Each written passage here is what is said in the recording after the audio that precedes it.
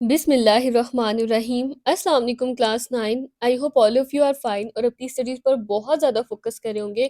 तो बच्चों, आज हम फिजिक्स का अपना चैप्टर नंबर 3 स्टार्ट करने लगे हैं, डायनामिक्स। और जैसे प्रीवियस चैप्टर जो है चैप्टर 2 हमने वन शॉट में पूरा चैप्टर डिस्कस किया है एक ही लेक्चर में। इसी तरह हम चैप्टर नंबर 3 को भी वन शॉट में ही डिस्कस करेंगे और मैं कोशिश करूंगी कि आपको वन शॉट लेक्चर्स में ही फिजिक्स का पूरा सिलेबस कंप्लीट करवाऊं, क्योंकि इससे पहले मैं टॉपिक वाइज लेक्चर्स अपलोड करती थी। हर चैप्टर के जो टॉपिक्स थे उनको अपलोड किया करती थी। क्योंकि मुझे लगता था कि जो टॉपिक बच्चों को मुश्किल लगता है वो उस टॉपिक को सर्च कर लें और अपना उसका लेक्चर देख लें। लेकिन मुझे काफ़ी बच्चों की रिक्वेस्ट आई कि नहीं, पूरे चैप्टर का एक वन शॉट लेक्चर अपलोड करें। तो अब से मैं फिजिक्स के आपके जो सारा सिलेबस है ना, कोशिश करूंगी कि वन शॉट लेक्चर में ही आपको कंप्लीट कराऊं। अच्छा, तो अब डायनामिक्स क्या होता है ये हम पिछले चैप्टर के स्टार्ट में डिस्कस कर चुके हैं, लेकिन फिर से मैं आपको एक दफ़ा रिवाइज़ करवा देती हूँ कि देखो, काइनेमैटिक्स जो कि हमारा पिछला चैप्टर था उसमें हमने क्या डिस्कस किया कि कोई भी जो मोशन है, कोई भी जो मूवमेंट है, हरकत है, वो कैसे, मतलब हमने उसमें ये डिस्कस किया कि वो कैसे होती है, सही है? वो कैसे होती है कोई भी मोशन, हम सिर्फ़ मोशन को स्टडी करते हैं। यानी उसके पार्ट्स को कि कोई भी मूवमेंट हो रही है, उसकी स्पीड कितनी है, उसने डिस्टेंस कितना कवर कर लिया, कोई भी चीज़ जो बॉडी मूव कर रही है, हमने उन चीज़ों को उसमें स्टडी किया। यानी कि हमने काइनेमैटिक्स में स्टडी किया कि मोशन कैसे होती है, हाउ, हमने वो स्टडी किया। लेकिन जो डायनामिक्स है ना, उसमें हम क्या स्टडी करेंगे, उसमें हम देखेंगे कि मोशन होती क्यों है।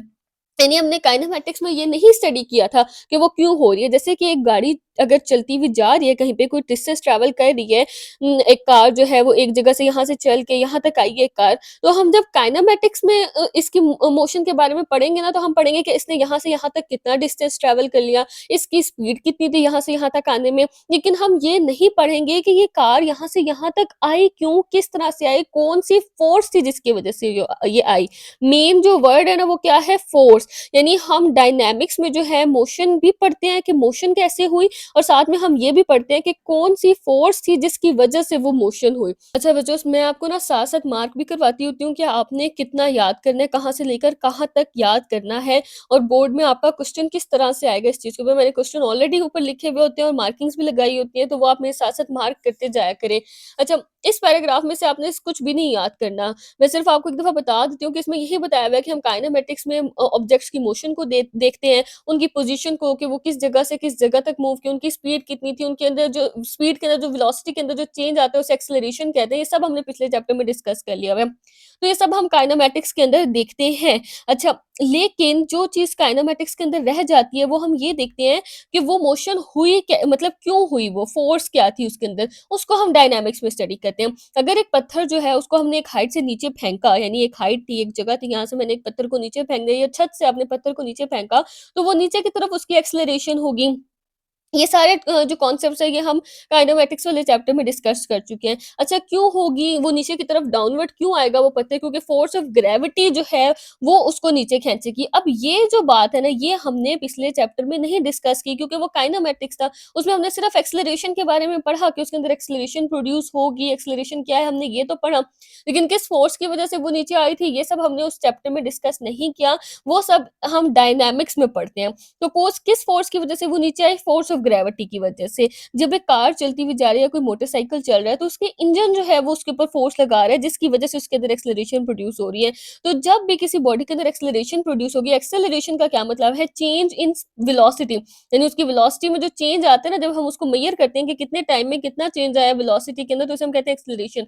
तो हमेशा जब भी किसी चीज में एक्सेलरेशन प्रोड्यूस होती है तो कोई ना कोई फोर्स उसके पीछे प्रेजेंट होती है। अगर एक चीज़ किसी स्पीड के साथ चलती हुई जा रही है, अगर उसकी स्पीड कम होगी या ज़्यादा होगी, तो ज़ाहिर है कोई फ़ोर्स लगी ना जिसने उसको रोका या फिर उसकी स्पीड को बढ़ा दिया। तो डायनामिक्स के अंदर हम उन फ़ोर्सेस को डिस्कस करते हैं जिनकी वजह से किसी भी बॉडी के अंदर मोशन या जो हरकत है वो प्रोड्यूस होती है। अब ये डायनामिक्स की डेफिनिशन है, ये मैंने यहाँ पे मार्क की है। अगर आपने पिछले चैप्टर से याद कर लिया तो फिर आप ये वाली याद ना करें। अच्छा, अब जो हमारा पहला टॉपिक है ना वो है कॉन्सेप्ट ऑफ फोर्स। तो ये आपके पास पेपर में आ सकता है कि define the concept of force. तो आपने इसकी डेफिनेशन और एग्जांपल दोनों को याद करना है। ये इसकी डेफिनेशन है जो मैंने मार्क की है कि कॉन्सेप्ट ऑफ फोर्स क्या होता है। फोर्स एक पुश है या पुल है। ये दो चीजें होती हैं फोर्स के अंदर। या तो हम किसी चीज को धक्का देते हैं, पुश करते हैं, या पुल करते हैं, हम उसको अपनी तरफ खींचते हैं। अगर ये पेन पड़ा है ना, इसको मूव करवाने के मेरे पास 2 तरीके हैं, या तो मैं इसको आगे की तरफ पुश कर दूँगी, यानी मैं इसको यूँ धक्का देके आगे की तरफ जो है वो पुश कर दूँगी, तो भी ये मूव हो रहा है, मेरी प पुश करने की फ़ोर्स इसको लग रही है। और या मैं इसको पीछे अपनी तरफ अगर खींच लूँगी, तो मैं इसको पुल कर रही हूँ, खींच रही हूँ, तब भी ये चेंज हो जाएगा। तो फ़ोर्स जो है वो या तो पुश है या तो पुल है।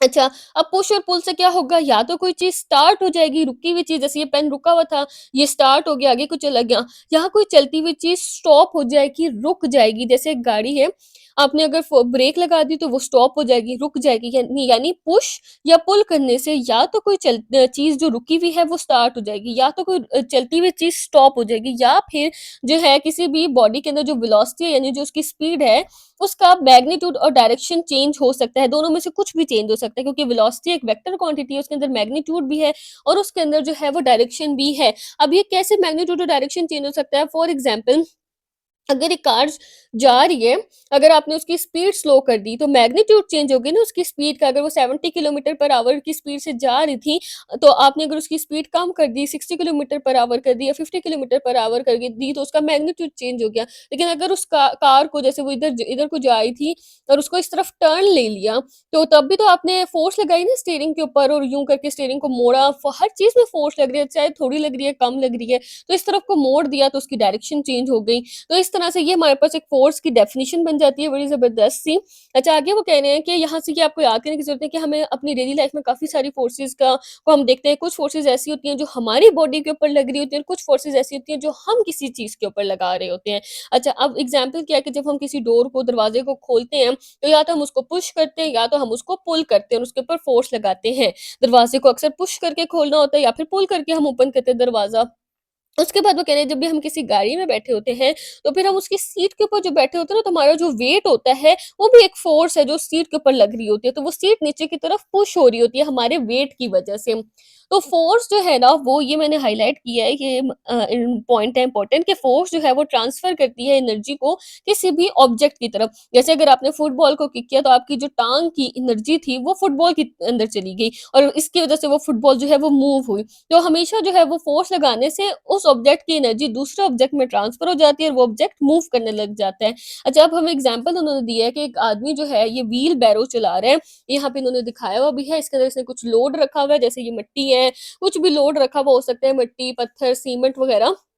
व्हील बैरो क्या होता है? ये जो इस तरह से ये छकड़ा-सा, ये ठेला-सा बना हुआ होता है ना, इसको व्हील बैरो कहते हैं। अच्छा, अब ये इंसान जो है ना, वो फ़ोर्स अप्लाई करता है उसके ऊपर। सबसे पहले वो फ़ोर्स अप्लाई करता है इसको लिफ्ट करने के लिए, क्योंकि इसके जो हैंडल्स हैं ना, ये नीचे को हुए हुए होते हैं, ऐसे नीचे को झुके हुए होते हैं। तो पहले वो फ़ोर्स अप्लाई करके इन हैंडल्स को ऊपर लिफ्ट करता है और फिर वो फ़ोर्स अप्लाई करके इसको आगे की तरफ पुश करके मूव करवाता है। अच्छा, अब वो कह रहे हैं कि हर हैंडल के ऊपर वो डिफरेंट तरह की फ़ोर्स अप्लाई करता है, ताकि वो जो ये जो है व्हील बैरो, ये ट्रिप ना कर जाए। टिपिंग ओवर हो का मतलब होता है उलट जाना, कि ये उलट ना जाए। इस वजह से वो हर हैंडल के ऊपर जो है वो डिफरेंट फ़ोर्स लगाता है। अगर वो दोनों हैंडल्स पर सेम फ़ोर्स लगाएगा, तो व्हील बैरो गिर सकती है। इसलिए एक हैंडल पर थोड़ी ज़्यादा फ़ोर्स लगती है और एक हैंडल पर थोड़ी कम फ़ोर्स लगाई जाती है, ताकि बैलेंस बरकरार रहे। अच्छा, अब ये मैंने आपकी ना एग्ज़ाम्पल्स जो है यहाँ से मार्क किए हैं, आपने ये एग्ज़ाम्पल्स याद करनी है फ़ोर्स की। एक तो फ़ोर्स ऑफ ग्रेविटी है, जो कि हर चीज़ को ज़मीन की तरफ, अर्थ की तरफ जो है वो डाउनवर्ड खींच रही होती है। एक फ़ोर्स ऑफ फ्रिक्शन होती है, जिसकी वज़ह से हम अब ग्राउंड पे मूव करते हैं, यानी वो रेज़िस्टेंस क क्रिएट करती है, जिसकी वज़ह से हम ग्राउंड पे मूव करते हैं, रुकावट क्रिएट करते हैं। ये आगे हम फ़ोर्स ऑफ फ्रिक्शन को भी डिटेल से पढ़ेंगे। आगे ना हमारे पास टाइप्स ऑफ फ़ोर्सेज़ हैं, ये बहुत इंपॉर्टेंट क्वेश्चन है, लॉन्ग में भी आ सकता है और इसमें से काफ़ी सारे शॉर्ट भी बन सकते हैं। अब मैंने आपके लिए यहाँ पे 2 क्वेश्चंस लिखे हुए हैं कि differentiate between contact force and non contact force, इनके दरम्यान में डिफरेंस भी आ सकता है लिखने के लिए। तो आपने इन दोनों की डेफिनिशन और एग्ज़ाम्पल्स वगैरह को लिख के डिफरेंस बनाना है।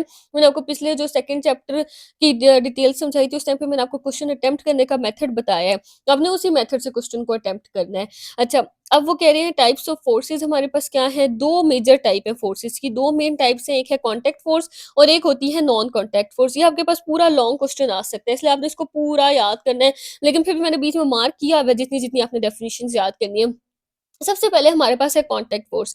कॉन्टैक्ट फ़ोर्स एक ऐसी फ़ोर्स होती है कि वो किसी भी ऑब्जेक्ट पे तब तक नहीं लग सकती जब तक जो है उसके साथ कॉन्टैक्ट ना बनाया जाए, उसके साथ राब्ता ना बनाया जाए।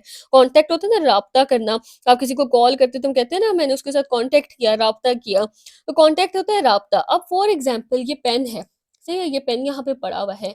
मैं अगर इसको कॉन्टैक्ट ना करूँ, इसको टच ना करूँ, ये मूव कर सकता है? नहीं कर सकता। मुझे उसको मूव करवाने के लिए, उसके ऊपर फ़ोर्स लगवाने के लिए इसको टच करना बहुत ज़रूरी है, इसके साथ कॉन्टैक्ट में आना ज़रूरी है, तो अब ये आगे मूव करेगा, ये पीछे मूव करेगा। इसके ऊपर फ़ोर्स लगाने के लिए मुझे इसके साथ कॉन्टैक्ट में आना ज़रूरी है। तो कॉन्टैक्ट फ़ोर्स एक ऐसी फ़ोर्स होती है जो तब तक नहीं लगाई जा सकती जब तक आप उसके साथ कॉन्टैक्ट में ना हो। और अप्लाइड फ़ोर्सेस का मतलब होता है फ़ोर्स को लगाना किसी चीज़ के ऊपर अप्लाई करना। वो फ़ोर्सेस जो हम किसी चीज़ पे लगाते हैं, वो क्या-क्या हो सकती हैं? या तो हम उसको धक्का देते हैं, पुश करते हैं या हम उसको पुल करते हैं। मैंने अभी आपको पेन को पुश और पुल दोनों करके दिखा दिया। या फिर हम किसी भी चीज़ को ट्विस्ट कर सकते हैं। ट्विस्ट होता है मरोड़ना, किसी चीज़ को मरोड़ के भी हम फ़ोर्स लगाते हैं उसके ऊपर। अच्छा, ये सब कॉन्टैक्ट फ़ोर्सेस हैं तीनों तरह की। अब कॉन्टैक्ट फ़ोर्सेस की कुछ एग्ज़ाम्पल्स डिस्कस की हुई हैं। अब उन एग्ज़ाम्पल्स को हम बारी-बारी पढ़ते हैं। पहली एग्ज़ाम्पल है फ्रिक्शन। फ्रिक्शन क्या होता है? ये एक ऐसी फ़ोर्स है जो किसी भी मोशन को यानी किसी भी हरकत को, मूवमेंट को रेज़िस्ट करती है। रेज़िस्ट का मतलब होता है रुकावट डालना किसी भी चीज़ में। तो जब भी कोई सरफेस जो है या कोई भी ऑब्जेक्ट एक-दूसरे के साथ कॉन्टैक्ट में आता है ना, तो फ़ोर्स ऑफ फ्रिक्शन क्या करती है, उसके दरमियान में रुकावट डालती है। यानी उसकी उसकी जो मोशन है ना, या मूवमेंट उसको अपोज़ करती है, उसके खिलाफ जो है वो एक्ट करती है। किस तरह? कि देखो ना, अब अगर फॉर एग्ज़ाम्पल आपने बाइक को रोकना है, आप ब्रेक लगाओगे, ब्रेक जो है वो एक फ्रिक्शन क्रिएट करेगी जिसकी वज़ह से बाइक रुक जाएगी। जब आप ज़मीन पर चलते हो ना, आप पाँव आगे की तरफ रखते हो, ज़मीन आपको पीछे की तरफ धकेलती है, तभी आप आगे जा पाते हो। ये एक प्रोसेस है पूरा का पूरा। पहले आपके इन फ्रिक्शन के ऊपर ना पूरी डिटेल से लिखा होता था आपके पिछले सिलेबस में। यहाँ पे सिर्फ़ एक आधी लाइन की डेफ़िनेशन है, तो आपने बस इतना ही इसके ऊपर याद करना है, ज़्यादा आपको इसकी ना डिटेल में जाने की ज़रूरत नहीं है। लेकिन बस इतना याद रख लें कि फ्रिक्शन जो है वो किसी भी मोशन को या तो स्लो कर देती है या तो उसको बिल्कुल रोक देती है, स्टॉप कर देती है, क्योंकि ये उसको रेज़िस्ट करती है, उसमें रुकावट डालती है। नेक्स्ट जो हमारे पास कॉन्टैक्ट फ़ोर्स की एग्ज़ाम्पल है ना, वो है ड्रैग। ड्रैग भी सेम फ्रिक्शन की तरह है, ये भी रेज़िस्टेंस ही कॉज़ करती है, रुकावट ही कॉज़ करती है, लेकिन कहाँ पर? फ्लूइड के अंदर, यानी किसी भी लिक्विड चीज़ के अंदर, किसी भी वाटर के अंदर कोई चीज़ मूव कर रही होगी ना, जैसे कि फॉर एग्ज़ाम्पल आप समझ लें कि ये समुंदर है। समुंदर के अंदर ये एक फ़िश है। फ़िश आगे को जाएगी, पानी इसको ना क्या कहते हैं, पानी रुकावट डालता है, पानी उसको पीछे की तरफ धकेल रहा होता है, फ़िश उस धकेलने की वज़ह से फ़िश और आगे की तरफ जाती है। ये एक प्रोसेस होता है, यानी कि ये फॉर एग्ज़ाम्पल समंदर है, यहाँ पे फ़िश है, फ़िश ने आगे की तरफ मूव करना है, वाटर ने पीछे की तरफ मूव करना है, यहाँ से इसको आगे की तरफ जो है वो मोशन मिलेगी और फ़िश आगे को जाएगी। यानी जब भी कोई चीज़ किसी फ्लूइड में होती है, अब आप फॉर एग्ज़ाम्पल वो समझ लें कि कोई हनी है, शहद है, उसके अंदर अगर आप कोई चीज़ डाल देंगे ना, कोई बॉल या कोई भी चीज़ उसके अंदर मूव कर रही होगी, तो उसके उसको वो बहुत ज़्यादा रुकावट कॉज़ करेगा। तो जितना ज़्यादा गाढ़ा फ्लूइड होगा, उतनी ज़्यादा उसकी रुकावट होती जाएगी। तो ड्रैग फ़ोर्स सेम वही रेज़िस्टेंस की फ़ोर्स है, लेकिन ये फ्लूइड्स में होती है, यानी ये लिक्विड चीज़ों के अंदर होती है। अच्छा, उसके बाद ये भी क्या करती है, किसी भी ऑब्जेक्ट की जो मोशन होती है ना, उसके दरमियान में रुकावट कॉज़ करती है। जो भी ऑब्जेक्ट किसी भी फ्लूइड के अंदर मूव कर रहा होगा, तो जो उसका इर्द-गिर्द का फ्लूइड होगा, वो उसकी मोशन में क्या करेगा, रुकावट कॉज़ करेगा। अच्छा, अब थ्रस्ट क्या होता है? थ्रस्ट ये होता है कि एक अपवर्ड फ़ोर्स, अपवर्ड कहते हैं ऊपर की तरफ की फ़ोर्स कौन लगाता है? लिक्विड लगाता है। जब भी कोई चीज़ उसके अंदर इमर्स हो जाती है, यानी कोई भी चीज़ जब लिक्विड के अंदर डूब रही होती है, या तो उसके ऊपर वो फ़ोर्स लगाती है। ये तो चीज़ है ना, जब वो लिक्विड के अंदर मूव कर रही है, फ्लूइड के अंदर मूव कर रही है, तो फ्लूइड जो है वो उसके रास्ते में एक रुकावट कॉज़ करेगा, तो उसको हम कहते हैं ड्रैग फ़ोर्स, कि वो उसको ड्रैग कर रहा है। अच्छा, अब ये थ्रस्ट क्या होता है कि फॉर एग्ज़ाम्पल आप समझिए कि एक बोट है वाटर के अंदर। ये हमारे पास जो है वो वाटर है ऐसे, इसके ऊपर जो है ये एक बोट है, सही है? ऐसे समझ लें, लेट्स सपोज़ ये बस एक बोट बन गई है, ये एक बोट है वाटर के अंदर। अब क्या होगा कि बोट बोट तो नीचे की तरफ फ़ोर्स लगा रही है ना, इसका तो जो सारा वेट है वो नीचे की तरफ है, तो वाटर क्या करेगा, जब ये नीचे की तरफ फ़ोर्स लगाएगी ना, तो इसके बदले में ना मतलब वाटर ऊपर की तरफ फ़ोर्स लगा देगा। ये जो वाटर ऊपर की तरफ इस पे फ़ोर्स लगाएगा ना, उसको हम कहते हैं थ्रस्ट। अगर वाटर ये ऊपर की तरफ फ़ोर्स ना लगाए, तो फिश ये जो सॉरी बोट है, ये तो डूब जाएगी पानी में। तो ये जो थ्रस्ट की फ़ोर्स है ना, ये बहुत ज़रूरी होती है किसी भी चीज़ को पानी के ऊपर जो है वो तैरने के लिए या स्टेबल रखने के लिए। तो थ्रस्ट क्या है? अपवर्ड फ़ोर्स है जो लिक्विड लगाता है जब भी कोई चीज़ लिक्विड के ऊपर होती है या इमर्स हुई हुई होती है उसके ऊपर। अच्छा, तो जब भी हम किसी ऑब्जेक्ट को वाटर के अंदर इमर्स करने की कोशिश करते हैं, तो लिक्विड जो है वो उसके ऊपर एक अपवर्ड फ़ोर्स लगा रहा है उस ऑब्जेक्ट के ऊपर। जितना-जितना मैंने मार्क किया, आपने इतना ही याद करना है। ये फ़ोर्स जो है उसके इंक्रीज़ कर देती है जैसे-जैसे हम उस ऑब्जेक्ट को वाटर के अंदर और ज़्यादा पुश करेंगे ना, फॉर एग्ज़ाम्पल ये पानी के अंदर ये जो है बोट अगर इसके ऊपर प्रेशर डाल के इसको और ज़्यादा पुश करने की कोशिश की जाए नीचे की तरफ, तो वाटर की फ़ोर्स और बढ़ जाएगी। अच्छा, यहाँ से हमें ये भी बात समझ आती है कि जितना चीज़ का वेट होता है ना, वाटर भी उतनी ही फ़ोर्स लगाता है। फॉर एग्ज़ाम्पल मैंने अगर इसके ऊपर कोई लीव रख दी है ना और उसका वेट है फॉर एग्ज़ाम्पल 0.2 केजी, मतलब बहुत कम वेट है, तो वाटर भी जो अपवर्ड फ़ोर्स इसके ऊपर लगाएगा वो भी 0.2 ही होगी। तो ये बैलेंस रहेगा, इसके ऊपर चलता रहेगा। और अगर ये बोट है ना, फॉर एग्ज़ाम्पल ये 5 केजी की है, तो वाटर भी इसके ऊपर इतनी ही फ़ोर्स लगाएगा, अपथ्रस्ट भी इतना ही होगा ताकि ये इसके ऊपर जो है वो बैलेंस रहे। तो शिप जो है वो व सी के अंदर, समुद्र के अंदर किस तरह फ्लोट करती है, इसी फ़ोर्स की वज़ह से फ्लोट करती है और इसकी वज़ह से वो उसका वेट जो है वो बैलेंस रहता है। नेक्स्ट हमारे पास जो कॉन्टैक्ट फ़ोर्स है वो है नॉर्मल फ़ोर्स।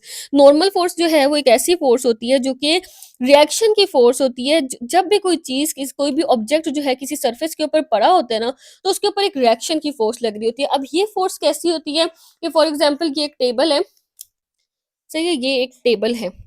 टेबल के ऊपर पड़ी हुई है बुक, सही है? अब बुक का वेट जो है वो टेबल के ऊपर नीचे की तरफ है, तो टेबल क्या करेगा, इसके ऊपर जो है वो ऊपर की तरफ वेट लगाएगा, जिसकी वज़ह से ये बुक बैलेंस रहेगी, टेबल के ऊपर पड़ी रहेगी। ये हमें ये फ़ोर्सेस नज़र नहीं आ रही थी, लेकिन ये सारी फ़ोर्सेस एक्ट कर रही होती हैं। तो ये एक रिएक्शन की फ़ोर्स है ना, यानी इसने नीचे की तरफ फ़ोर्स लगाई तो टेबल ने ऊपर की तरफ लगा दी, तो ये रिएक्शन की फ़ोर्स हो जाएगी। तो जब भी कोई चीज़ किसी सरफेस के ऊपर पड़ी होती है, तो उसके ऊपर एक फ़ोर्स लगती है और ये नॉर्मल फ़ोर्स है जो हमारी डेली लाइफ़ में हर जगह हमें नज़र आ रही होती है। अच्छा, अब ये जो फ़ोर्स है ये आउटवर्ड होती है, ऊपर की तरफ होती है, सही है? मतलब बाहर की तरफ होती है, आउटवर्ड का मतलब है बाहर की तरफ। और दूसरी बात सरफेस के परपेंडिकुलर होती है। इस बात का क्या मतलब है? देखिए, अब ये बुक जिस सरफेस के ऊपर पड़ी है, वो सरफेस कैसी है?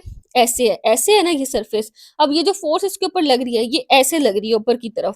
अब ये जो फ़ोर्स और सरफेस के दरम्यान में एंगल बन रहा है वो कौन-सा है? 90 डिग्री का एंगल है ना, ये जो इस तरह का एंगल होता है, ये कौन-सा एंगल होता है? 90 डिग्री का एंगल होता है। और 90 डिग्री के एंगल को हम क्या कहते हैं? परपेंडिकुलर। इसलिए यहाँ पे कहा गया कि ये फ़ोर्स जो है ये सरफेस के साथ परपेंडिकुलर होती है, दूसरी फ़ोर्स के साथ नहीं कहा गया। जिस सरफेस के ऊपर लग रही है उस सरफेस के साथ क्या होती है? परपेंडिकुलर होती है और इसकी वजह से कोई भी ऑब्जेक्ट जो है वो ये फ़ोर्स जो है वो उसको सपोर्ट करती है। अगला हमारा एयर रेजिस्टेंस है। एयर रेजिस्टेंस जो है सिंपल, जिस तरह फ्लूइड के अंदर कोई चीज़ मूव करती है तो फ्लूइड उसके लिए रेजिस्टेंस या रुकावट कॉज़ करते हैं। इसी तरह जब हवा में कोई चीज़ मूव करती है तो हवा भी उसके अंदर रुकावट कॉज़ करती है। हवा की भी एक रेजिस्टेंस होती है, एयर की भी एक रेजिस्टेंस होती है, एक प्रेशर होता है। तो इसकी वजह से जो रेजिस्टेंस की फ़ोर्स कॉज़ होती है उसको हम क्या कहते हैं? Air resistance. टेंशन फ़ोर्स कौन-सी फ़ोर्स होती है कि जब भी कोई रस्सी है, कोई रोप है, जब आप उस रस्सी को खींचेंगे ना, तो क्या, या फिर उसके ऊपर फॉर एग्ज़ाम्पल यहाँ पे एक कुंडा सा लगा हुआ है, इसके साथ एक रस्सी लटकी हुई है। अब मैंने इसके नीचे कोई वेट लगा दिया, तो इसके अंदर एक खिंचाव पड़ जाएगा इस रस्सी के अंदर। इसको हम कहते हैं टेंशन की फ़ोर्स, यानी खिंचाव वाली फ़ोर्स होती है ये। उसके बाद है इलास्टिक फ़ोर्स। इलास्टिक फ़ोर्स क्या होती है? ये वो फ़ोर्स होती है कि जिसकी वजह से कोई भी मटेरियल जो है वो वापस अपनी ओरिजिनल यानी असली शेप में वापस आ जाता है। जैसे कि बीइंग डिफ़ॉर्म्ड होता है, यानी शेप जो है ना उसकी खराब कर देना, उसकी जो शक्ल है उसको खराब कर देना। खराब कर देने के बाद भी वो अपनी असली शेप में वापस आ सकता है। जैसे कि कोई स्प्रिंग है, इस तरह से जो स्प्रिंग्स होते हैं, अगर आप उसको इस तरफ से और इस तरफ से खींचेंगे दोनों तरफ से स्प्रिंग को, और जब एक दफ़ा तो आपने खींच दिया, उसकी पूरी शेप खराब हो जाएगी, मतलब वो बिल्कुल अक्सर तो बिल्कुल स्ट्रेट हो जाएगा। लेकिन जब आप उसको छोड़ेंगे वो वापस अपनी शेप में आ जाएगा, तो इसको हम कहते हैं इलास्टिक फ़ोर्स। इसके एग्ज़ाम्पल्स में हमारे पास जो है वो रबर बैंड्स हैं, जैसे रबर होते हैं, उसके बाद ये स्प्रिंग है और ट्रैम्पोलिन। ट्रैम्पोलिन वो होता है जिसके ऊपर बच्चे जो है ना वो जंपिंग करते हैं, ऊपर बार-बार उसके ऊपर जंपिंग करते हैं और वापस जो है वो अपनी शेप में उसी तरह रहता है। तब हमने कॉन्टैक्ट फोर्सेस को डिस्कस कर लिया है और उसकी सारी एग्जांपल्स को पढ़ लिया। अब हमारे पास आ जाती है नॉन कॉन्टैक्ट फोर्सेस। नाम से पता चला, जैसे कॉन्टैक्ट फोर्सेस के लिए कॉन्टैक्ट का होना ज़रूरी था, यानी उस चीज़ के साथ आपका कनेक्शन होना, राब्ता होना ज़रूरी था। लेकिन नॉन कॉन्टैक्ट फोर्सेस में क्या है कि आपको उन दोनों ऑब्जेक्ट्स के दरमियान में कोई भी फिज़िकल कॉन्टैक्ट यानी कोई भी राब्ता होना ज़रूरी नहीं है कि वो फिज़िकली एक-दूसरे को टच कर रहे हो। फिज़िकल होता है ना, टच टच के थ्रू जो कॉन्टैक्ट आ रहा होता है, वो होना जो है वो ज़रूरी नहीं है। अब देखिए फॉर एग्ज़ाम्पल अगर मैं इस शॉर्पनर को यहाँ से नीचे फेंक रही हूँ, अब नीचे बुक के साथ तो इसका कोई कॉन्टैक्ट नहीं था, लेकिन ये गया तो नीचे की तरफ ही है। क्यों गया? क्योंकि ग्रेविटेशनल फ़ोर्स ने इसको नीचे की तरफ खींचा। अब ग्रेविटेशनल फ़ोर्स क्या इस शॉर्पनर को टच कर रही थी? नहीं कर रही थी ना।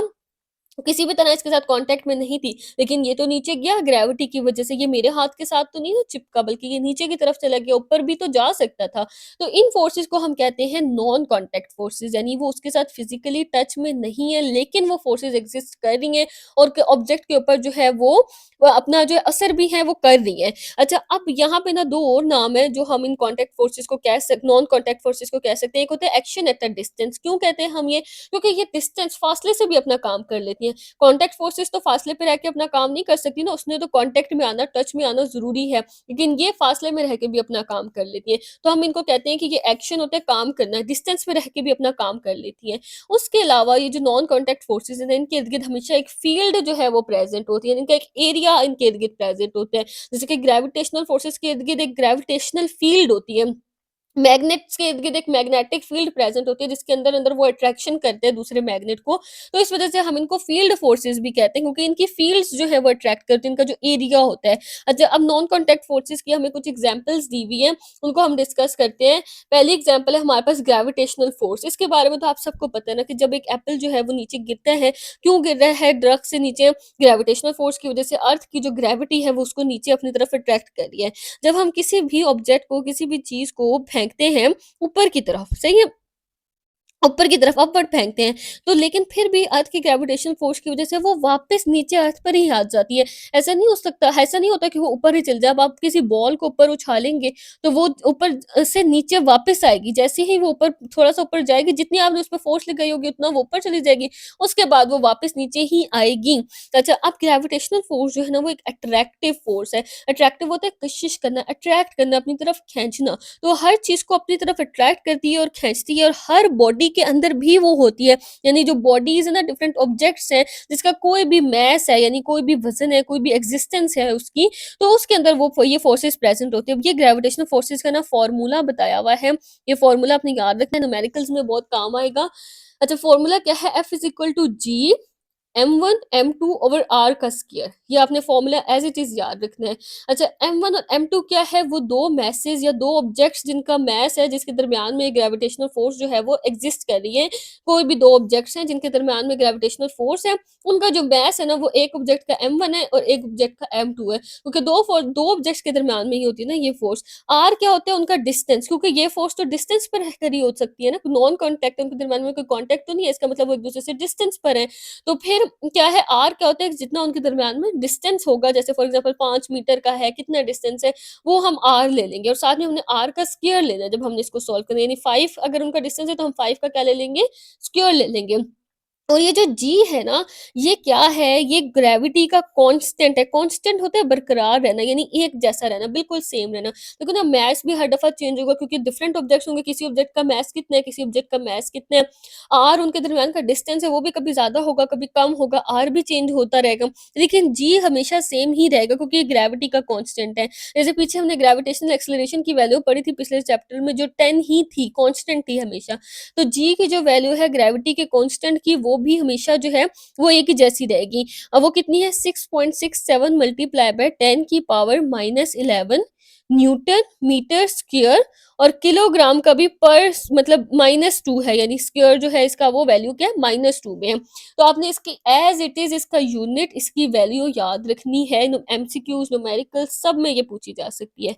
तो यहाँ पे बताया हुआ है कि जो सूरज की ग्रेविटेशनल फोर्स है ना, उसकी वजह से अर्थ और बाकी सारे प्लैनेट्स जो है सोलर सिस्टम में, उसके इर्द-गिर्द एक फिक्स्ड ऑर्बिट में घूमते रहते हैं।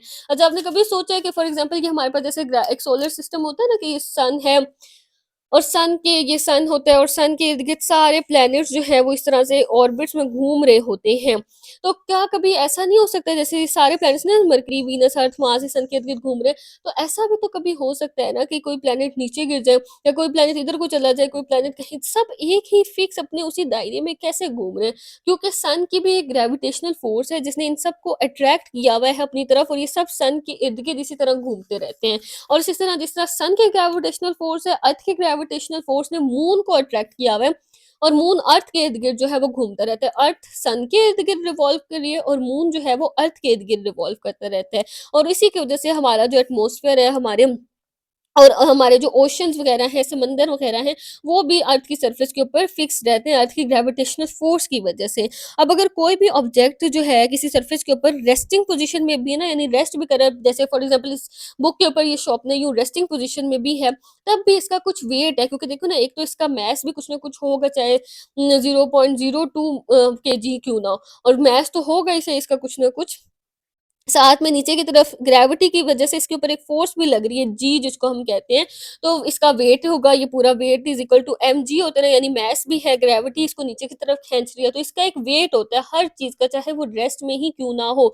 और उसको हम क्या कहते हैं, उसको हम कहते हैं ग्रेविटी, अर्थ की जो अट्रैक्टिव फ़ोर्स होती है ना, जो किसी भी चीज़ को नीचे की तरफ पुल कर रही होती है। तो इसके बाद इलेक्ट्रोस्टैटिक फ़ोर्स है। इलेक्ट्रोस्टैटिक फ़ोर्स एक ऐसी फ़ोर्स होती है जो किसी भी 2 चार्ज ऑब्जेक्ट्स के दरमियान में होती है। यानी ऐसे ऑब्जेक्ट्स जिनके ऊपर कुछ चार्ज होता है ना, उनके दरमियान में जो फोर्स होती है उसे हम क्या कहते हैं, इलेक्ट्रोस्टैटिक फोर्स कहते हैं।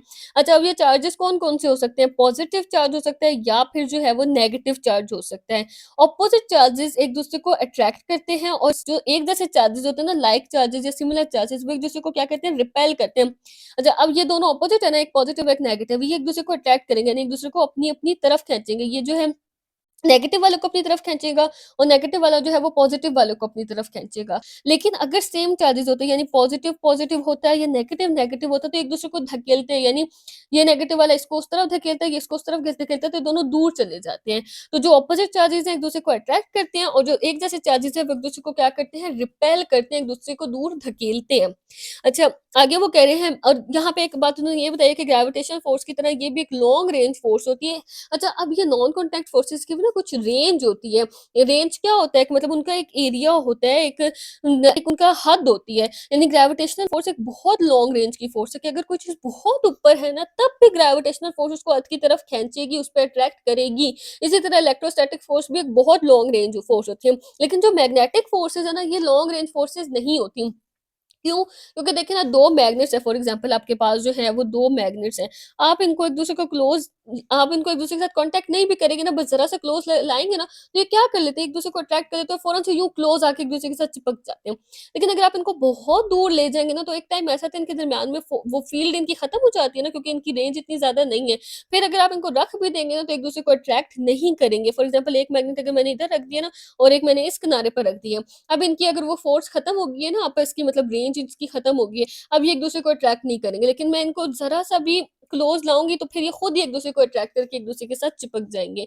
तो ये मैग्नेटिक फ़ोर्स की रेंज इतनी ज़्यादा नहीं होती। तो ये एक ऐसी फ़ोर्स है जो एक मैग्नेट दूसरे मैग्नेट के ऊपर या तो लगाता है, या फिर किसी मैग्नेटिक मटीरियल, जो मैग्नेट्स जो हैं वो आयरन को, जैसे कि लोहे का कोई भी कील होगा, उसको भी मैग्नेट के पास आप लेके जाएँगे, तो वो अट्रैक्ट कर लेते हैं ना, मैग्नेट के साथ चिपक जाते हैं, या निकल या कोबाल्ट, ये सब मैग्नेटिक मटीरियल्स हैं, यानी मैग्नेट जो है इनके साथ अट्रैक्ट कर लेते हैं।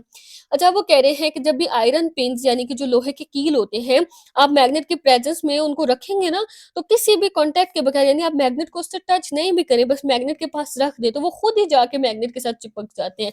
तो मैग्नेटिक फ़ोर्स जो है वो 2 मैग्नेट्स के दरमियान या अट्रैक्टिव भी हो सकती है, रिपल्सिव भी हो सकती है। जैसे अभी हमने इलेक्ट्रोस्टैटिक फ़ोर्स देखी ना, कि जो ऑपोजिट थे वो एक-दूसरे को अट्रैक्ट कर रहे थे, और जो सिमिलर थे वो एक-दूसरे को रिपेल कर रहे थे। तो मैग्नेट के अंदर भी ऐसे होते हैं, जो लाइक पोल्स होते हैं ना, यानी कि अगर दोनों नॉर्थ पोल, अगर मैं इस मैग्नेट के सामने जो है दूसरे मैग्नेट का नॉर्थ पोल लाके रखूँगी ना इसी तरह से, तो ये इसको रिपेल कर देगा, इसको धक्का देगा खुद से दूर। लेकिन इसी के बजाय अगर मैं यहाँ पे साउथ पोल रख दूँगी ना किसी मैग्नेट को, तो ये फ़ौरन से अट्रैक्ट कर लेगा, और ये इसके साथ आके साउथ पोल जो है वो चिपक जाएगा।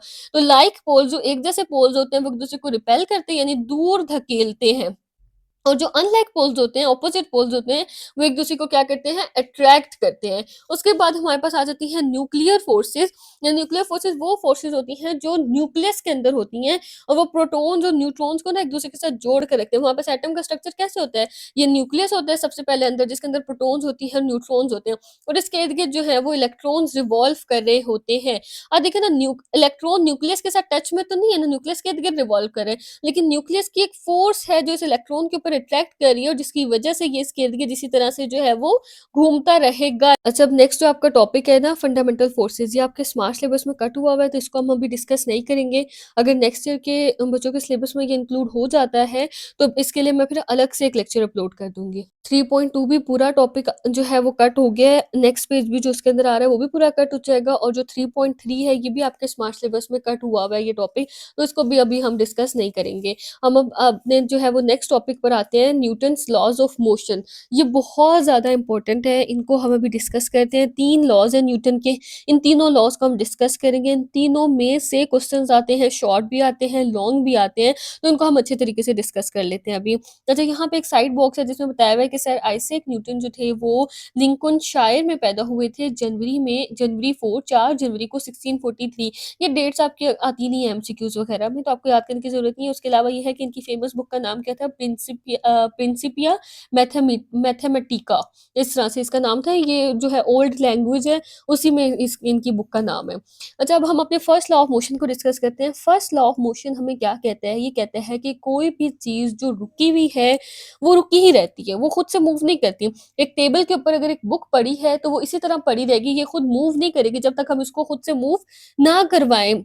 ये इसी तरह टेबल पे पड़ी रहेगी। अगर कोई बॉल जो है वो मूव कर रही है, किसी स्पीड के साथ मूव कर रही है, तो वो बॉल भी उसी तरह से मूव करती रहेगी, जब तक हम उसको ना रोकें। लेकिन वो रुक तो जाती है, क्यों रुक जाती है? क्योंकि कोई फ़ोर्स उसके ऊपर एक्ट कर रही होती है। कौन-सी फ़ोर्स होती है? फ्रिक्शन की फ़ोर्स होती है जो उसके ऊपर एक्ट करती है। अभी हमने फ्रिक्शन की फ़ोर्स को जो है वो डिस्कस किया ना कॉन्टैक्ट उस फ़ोर्सेस के अंदर, कि फ्रिक्शन क्या होती है? फ्रिक्शन की फ़ोर्स जो है वो किसी भी चीज़ के अंदर रुकावट पैदा करती है उसकी मूवमेंट के अंदर। तो जब भी कोई बॉल, फॉर एग्ज़ाम्पल इस टेबल के ऊपर एक बॉल है, उसको हमने यूँ मूव कर दिया, वो यूँ मूव करी है। अगर वो इस तरह गोल डायरेक्शन में मूव करी ना, क्लॉकवाइज़ अगर वो मूव करी है, तो एक एंटी क्लॉकवाइज़ फ़ोर्स है जो उसके ऊपर एक्ट कर रही है, जो आहिस्ता-आहिस्ता उस बॉल की मूवमेंट को, जैसे एक दफ़ा तेज़ी से वो मूव करेगी, आहिस्ता-आहिस्ता स्लो होते-होते रुक जाएगी ना, तो ऐसा नहीं है वो खुद से रुक गई। अगर ये फ्रिक्शन की फ़ोर्स ना होती ना, तो ये बॉल रुकती ही ना, ये हमेशा इसी तरह मूव करती रहती। तो न्यूटन का फर्स्ट लॉ यही कहता है कि जो चीज़ अगर कहीं पे पड़ी हुई है, तो जब तक उसके ऊपर फ़ोर्स लगा के उसको मूव ना कराया जाए, वो वहीं पे पड़ी रहेगी। अगर कोई चीज़ रेस्ट पर है, रुकी हुई है, तो वहीं पे रुकी रहेगी जब तक हम उसको मूव ना कराएँ।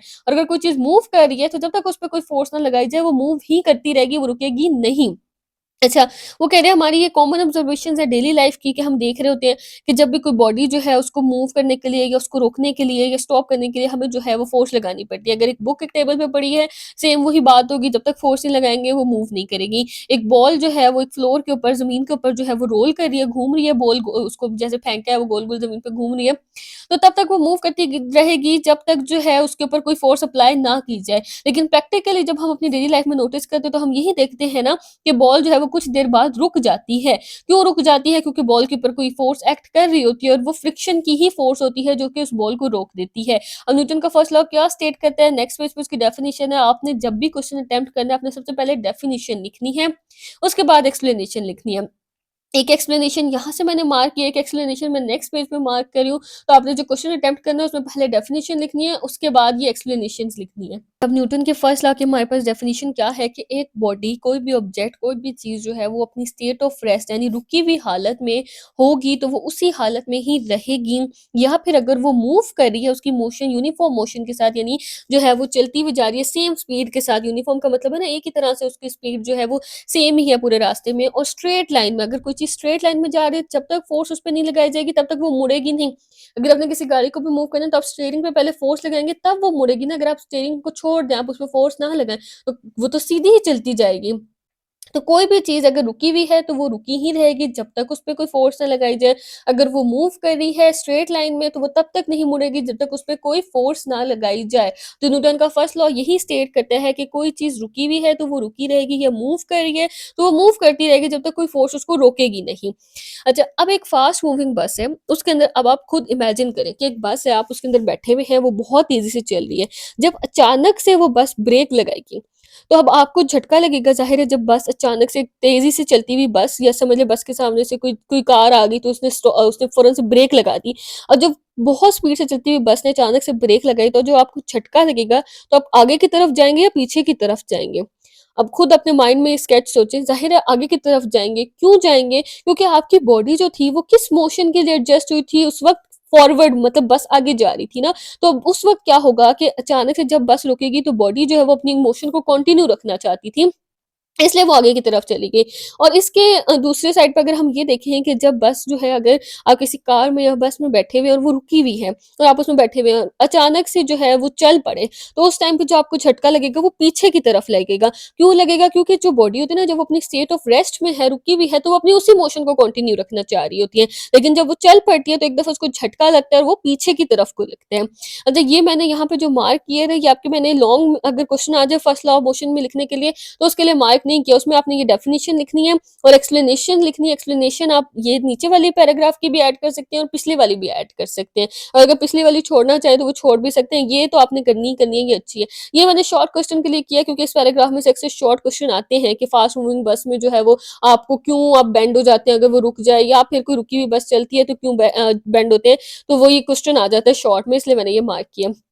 अच्छा, आगे वो कह रहे हैं कि फर्स्ट लॉ ऑफ मोशन के अकॉर्डिंग एक बस जो है जब एक रोड पे चल रही है तो वो अपनी मोशन को, यानी उस मूवमेंट को, अपनी हरकत को जो है वो कंटिन्यू ही रखेगी जब तक कोई फोर्स उस पे एक्सर्ट ना की जाए। और वो फोर्स कौन एक्सर्ट कर रहा होता है? उसका इंजन। लेकिन जब हम प्रैक्टिकली देखते हैं, जो नॉर्मली हमारी डेली लाइफ में होता है, वो क्या होता है कि ये देखते हैं कि जब इंजन रुक जाता है, जैसे ही इंजन स्टॉप करता है या ब्रेक लगा दी जाती है तो बस रुक जाती है, लेकिन फ़ौरन से नहीं रुकती है। अगर कोई भी चीज़ है, कोई बस है, कार है, बाइक है, ज साइकिल भी है, वो बहुत स्पीड से चल रही है, जब आप उसको ब्रेक लगा देंगे, तो वो फ़ौरन नहीं रुकती, बल्कि वो थोड़ा-सा डिस्टेंस कवर करके रुकती है। क्यों रुकती है? क्योंकि और फिर वो रुक क्यों जाती है डिस्टेंस कवर करने के बाद? क्योंकि फ़ोर्स ऑफ फ्रिक्शन होती है, रुकावट की एक फ़ोर्स होती है, किसके दरमियान में? बस के जो टायर हैं और रोड, सड़क के दरमियान में, बस के टायरों के दरमियान में एक रुकावट की, एक फ्रिक्शन की फ़ोर्स बनी हुई होती है। तो जो बॉडीज़ होती हैं, सब बॉडीज़, यानी हर कोई, जो हर ऑब्जेक्ट है, जो अर्थ के ऊपर मूव कर रहा है, वो जब मूव करते-करते स्टॉप करते हैं, मैंने आपको बताया था फोर्स ऑफ फ्रिक्शन कौन-सी फोर्स होती है, जो रुकावट की फोर्स होती है, रेजिस्टेंस कॉज़ करती है ना। अगर कोई चीज़ आगे जा रही है, फ्रिक्शन उसको पीछे की तरफ धकेलेगी, और कोई चीज़ अगर स्टॉप होती है, तो वो फ्रिक्शन की वजह से ही स्टॉप होती है। लेकिन अगर हम आउटर स्पेस में, आउटर स्पेस का मतलब क्या है? खला में, ज़मीन से बाहर निकल जाएँ, ज़मीन में तो फ्रिक्शन की फोर्स है ना, ग्रेविटी की भी फोर्स है, लेकिन जब खला में चले जाते हैं तो वहाँ पे ये फोर्सेज़ नहीं होती। अर्थ की, ये फ्रिक्शन की और ग्रेविटी की। उसके अंदर जब आप जो है वो कोई भी चीज़ फेंक देते हैं ना, या कोई भी चीज़ किसी भी ऑब्जेक्ट को थ्रो कर देते हैं, तो वो ऑब्जेक्ट उसी तरह से हमेशा मूव करता रहेगा, उसी वेलोसिटी, उसी स्पीड के साथ। ना उसकी स्पीड आहिस्ता होगी, ना तेज़ होगी, ना वो रुकेगा, क्योंकि वहाँ पे फ्रिक्शन की फ़ोर्स नहीं है। अभी तो हम अगर कोई बॉल फेंकते हैं तो वो थोड़ी देर बाद रुक जाएगी ना, क्योंकि फ्रिक्शन की फ़ोर्स है। तो पहले वो थोड़ी-थोड़ी उसकी स्पीड कम होगी, उसकी वेलोसिटी कम होते-होते आहिस्ता-आहिस्ता वो रुक जाएगी। लेकिन स्पेस में क्या होता है, वहाँ पे फ़ोर्स ऑफ फ्रिक्शन नहीं होती, तो अगर आपने कोई बॉल फेंकी है, तो जिस स्पीड से आपने फेंकी है, वो उसी स्पीड से हमेशा फॉरएवर वो मूव करती रहेगी। इसके बाद ना डेफिनिशन दी हुई है फ़ोर्स की। अब फ़ोर्स की जो डेफिनिशन है ना, वो पहले हमने जो पीछे याद की थी, अगर आपसे पूछा जाए ना बेसिक कॉन्सेप्ट ऑफ फ़ोर्स, तो आपने वो वाली डेफिनिशन लिखनी है। लेकिन अगर आपसे डेफिनिशन पूछी जाए according to Newton's first law, तो आपने ये वाली डेफिनिशन लिखनी है। यहाँ पे वो कह रहे हैं कि फ़ोर्स एक ऐसी एजेंसी है, एक ऐसी चीज़ है जो क्या करती है, जो चेंज करती है या टेंड टू चेंज, या चेंज करने की कोशिश करती है, किस चीज़ को? स्टेट ऑफ रेस्ट को, या फिर मोशन को बॉडी की। अब यही हमने जो न्यूटन की फर्स्ट लॉ में डिस्कस किया कि कोई भी चीज़ अगर रेस्ट में है या मूव कर रही है, रेस्ट वाली चीज़ तब तक नहीं चलेगी, या चलती हुई चीज़ तब तक नहीं रुकेगी जब तक उस पे कोई फ़ोर्स ना लगाई जाए। यहाँ पे यही कह रहे हैं कि फ़ोर्स वो चीज़ है जो किसी चलती हुई चीज़ को रोक सकती है या किसी रुकी हुई चीज़ को चला सकती है। सिंपल वर्ड्स में हम ये कह सकते हैं कि फ़ोर्स जो है वो बॉडी के अंदर एक्सेलरेशन प्रोड्यूस करती है। एक्सेलरेशन क्या था? हमने पिछले चैप्टर में डिस्कस किया ना, चेंज इन वेलोसिटी, यानी उसकी स्पीड के अंदर जो चेंज आता है, उसे हम कहते हैं एक्सेलरेशन। अगर एक रुकी हुई चीज़ चलेगी, उसकी पहले तो स्पीड 0 थी, जब वो चल पड़ेगी तो उसके अंदर कुछ न कुछ स्पीड आ जाएगी, तो इसका मतलब उसकी स्पीड में या वेलोसिटी में चेंज आ गया। या फिर अक्सर ये होता है कि अगर कोई चीज़ इस तरफ को जा रही है, हमने उस पे फ़ोर्स लगा दी, वो इस तरफ को चल पड़ी, तो डायरेक्शन चेंज हो गई उसकी, तो फिर उसके अंदर जो है वो एक्सेलरेशन प्रोड्यूस हो गया ना। वेलोसिटी में तो हम मैग्नीट्यूड को भी देखते हैं, डायरेक्शन को भी देखते हैं। तो अगर स्पीड ज़्यादा होगी या कम होगी या डायरेक्शन चेंज होगी, तो वेलोसिटी में चेंज आएगा, और जब वेलोसिटी में चेंज आता है और उस चेंज को हम मेज़र करते हैं, तो उसे हम क्या कहते हैं? एक्सेलरेशन कहते हैं। तो सिंपल बात ये है कि फोर्स क्या प्रोड्यूस करता है? एक्सेलरेशन को प्रोड्यूस करते हैं। अब इसके बाद हमारा टॉपिक है इनर्शिया। इनर्शिया का मतलब ये होता है कि कोई भी चीज़ जिस स्टेट में है ना, यानी जिस हालत में है, वो अपनी उसी स्टेट में रहना चाहे, वो अपनी स्टेट को या अपनी हालत को जो है वो चेंज ना करना चाहे, उसे हम कहते हैं इनर्शिया। यानी कोई भी चीज़ जो है वो जिस कंडीशन में है, वो ये चाहे कि मैं जहाँ हूँ मुझे वहीं रहना है, मैं जैसे चल रही हूँ मुझे वैसे ही चलते रहना है। उस स्टेट को हम क्या कहते हैं? इनर्शिया। अच्छा, अब किसी भी ऑब्जेक्ट की वेलोसिटी को, किसी भी चीज़ की वेलोसिटी या स्पीड को चेंज करने के लिए हमें उसके ऊपर फ़ोर्स लगानी पड़ती है। तभी उसकी स्पीड चेंज होगी ना।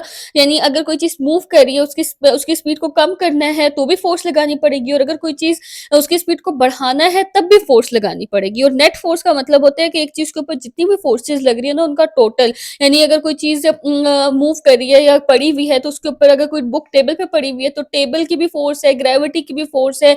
अच्छा, एयर की भी फ़ोर्स होगी, या कोई चीज़ मूव कर रही है तो उसके अंदर फ्रिक्शन की भी फ़ोर्स है, एयर रेजिस्टेंस की भी फ़ोर्स उसके ऊपर एक्ट कर रही है। जितनी भी फ़ोर्सेज़ एक्ट कर रही होती है, उन सब फ़ोर्सेज़ का जो टोटल होता है ना, उसे कहते हैं नेट फ़ोर्स।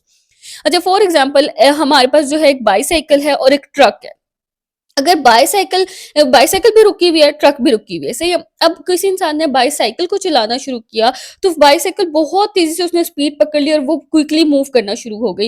लेकिन ट्रक जो है उसके ऊपर वो इतनी तेज़ी से नहीं स्पीड पकड़ेगा। ज़ाहिर है आहिस्ता-आहिस्ता ट्रक जो है वो स्पीड पकड़ेगा और उसकी स्पीड तेज़ होगी। ऐसा क्यों होगा? क्योंकि बाइसाइकिल का जो मास है ना वो बहुत कम है, और ट्रक का जो मास है वो ज़्यादा है। तो इस बात से ये पता चलता है कि जिस चीज़ का जितना ज़्यादा मास है उसका इनर्शिया उतना ज़्यादा है। जिस चीज़ का मास ज़्यादा है ना, उसकी स्टेट को चेंज करना ज़्यादा मुश्किल है। अगर कोई रुकी हुई चीज़ है, तो ज़्यादा मास है तो उसकी स्टेट को चेंज करना या उसको मूव कराना ज़्यादा मुश्किल है, और अगर एक ज़्यादा मास वाली या भारी चीज़ जो है वो मूव कर रही है, तो उसकी मूवमेंट को रोकना भी ज़्यादा मुश्किल है। यानी जिसका मास जितना ज़्यादा है, उसका इनर्शिया उतना ज़्यादा है।